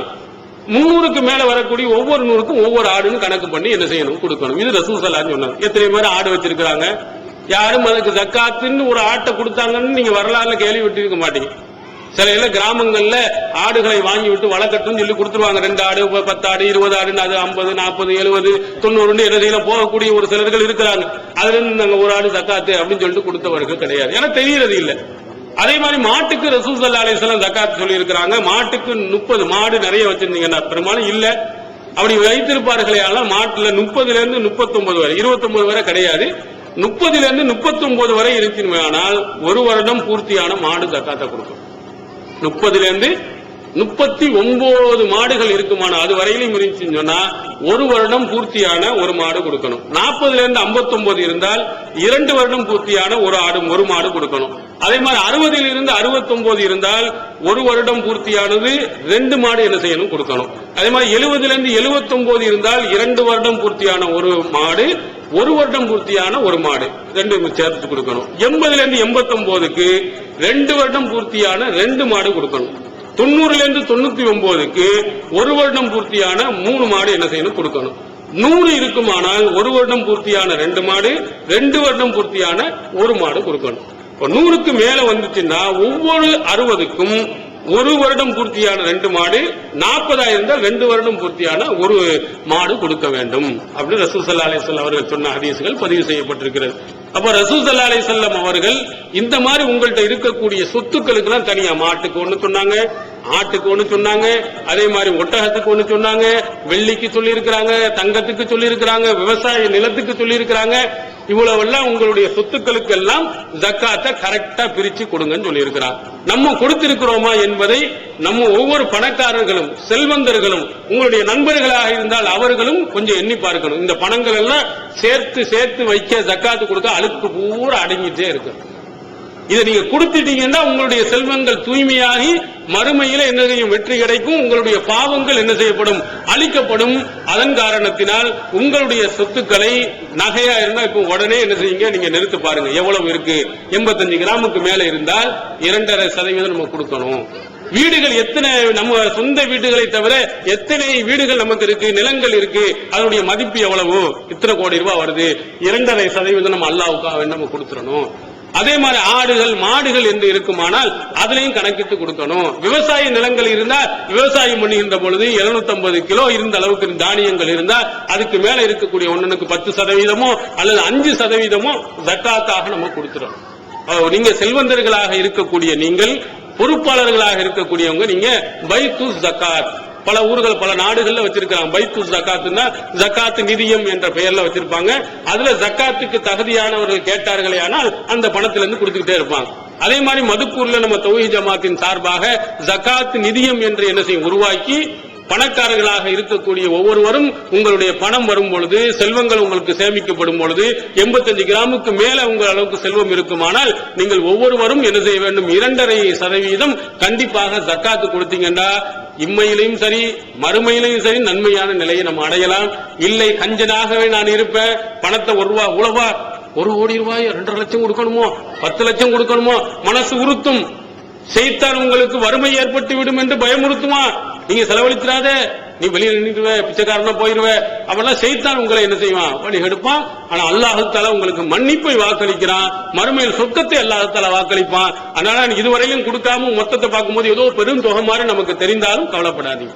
பெண்களாக இருக்கக்கூடிய நீங்க உங்களுக்கு உங்க கணவன் கொடுத்துட்டாரு, அது உங்க சொத்தா போச்சு. உங்க கணவன் கொடுக்கணும்னு கட்டாயம் கிடையாது. அது உங்க சொத்தாக இருக்குமானால் நீங்க கொடுக்கணும்னா அல்லாஹ் உங்களை தான் என்ன செய்வான் கேட்பான். நீங்க கொடுக்காம போனீர்களே ஆனால் அந்த நகைகளை எல்லாம் உருக்கி உங்களுக்கு மறுமை நாள்ல சூடு போடுவான். நரகத்துல நீங்க இருக்க வேண்டிய நிலைமை உங்களுக்கு ஏற்பட்டுரும். அதனால கணவன் சொல்லாட்டாலும் பிரச்சனை இல்லை, இது கடமை. எப்படி கணவன் சொன்னாதான் தொழுவன் இருக்கா, தொழுகை என்று சொன்னா நேரம் வந்தா கரெக்டா நீங்க எப்படி தொழுவீர்களோ, நோன்பு நேரம் வந்துட்டா எப்படி நீங்க நோன்பு நோப்பீர்களோ அதே மாதிரி இதுவும் ஒரு கடமை. உங்கள்ட்ட நகை இருக்குமானால் உடனே என்ன செஞ்சிருங்க, நகைக்கு உள்ள ஜக்காத்தை உடனே எடுத்து கொடுத்துருங்க. இது கணவன் அனுமதி கேட்கணும்னு அவசியமே கிடையாது, அவர்கிட்ட சொன்னாதான் கொடுப்பேன் அவசியமும் கிடையாது. அல்லாஹ் கடமையாக்கிய தொழுகைக்கு எவ்வளவு எப்படி நம்ம அவர்கிட்ட கேட்காம செய்யற மாதிரி இந்த ஜக்காத்துக்கும் உங்களுடைய நகைகளுக்கும் நீங்க எனக்கு கொடுக்கணும். அதே மாதிரி உங்க பேர்ல 2-3 வீடுகளை வாங்கி போட்டா, நிலத்தை வாங்கி போட்டிருந்தாங்கன்னா உங்க பேர்ல இருக்குது, உங்களுக்குள்ள சொத்து. அப்ப அந்த சொத்துக்கும் நீங்கள் என்ன செய்ய வேண்டும், ஜக்காத்து கொடுக்க வேண்டும். எனவே நீங்கள் தாராள மனப்பான்மை உள்ளவர்களாக, மற்றவர்களுக்கு உதவக்கூடியவர்களாக, ஏழை எளியவர்களுடைய கஷ்டங்களை பார்த்து அதன் மூலம் கண்ணீர் சிந்தக்கூடியவர்களாக, அதற்கு உதவும் விதமாக ஜக்காத்து போன்ற உதவிகளையும், அதே போல் உங்களால் முடிந்தளவு ஜக்காத்து இல்லாவிட்டாலும் சாதாரண தான தர்மங்களையும் நீங்கள் அதிகமாக செய்து மறுமை நாளையில் எல்லாம் அல்ல அல்லாஹ்வுடைய வெற்றியை, மறுமையினுடைய அந்த சொர்க்கத்தை பெறுவதற்கு எல்லாம் அல்ல அல்லாஹ் தஆலா அருள் புரிவானாக. வாஹிர் தாவனா அல்ஹம்துலில்லாஹி ரப்பில் ஆலமீன். அஸ்ஸலாமு அலைக்கும். அல்லாஹ்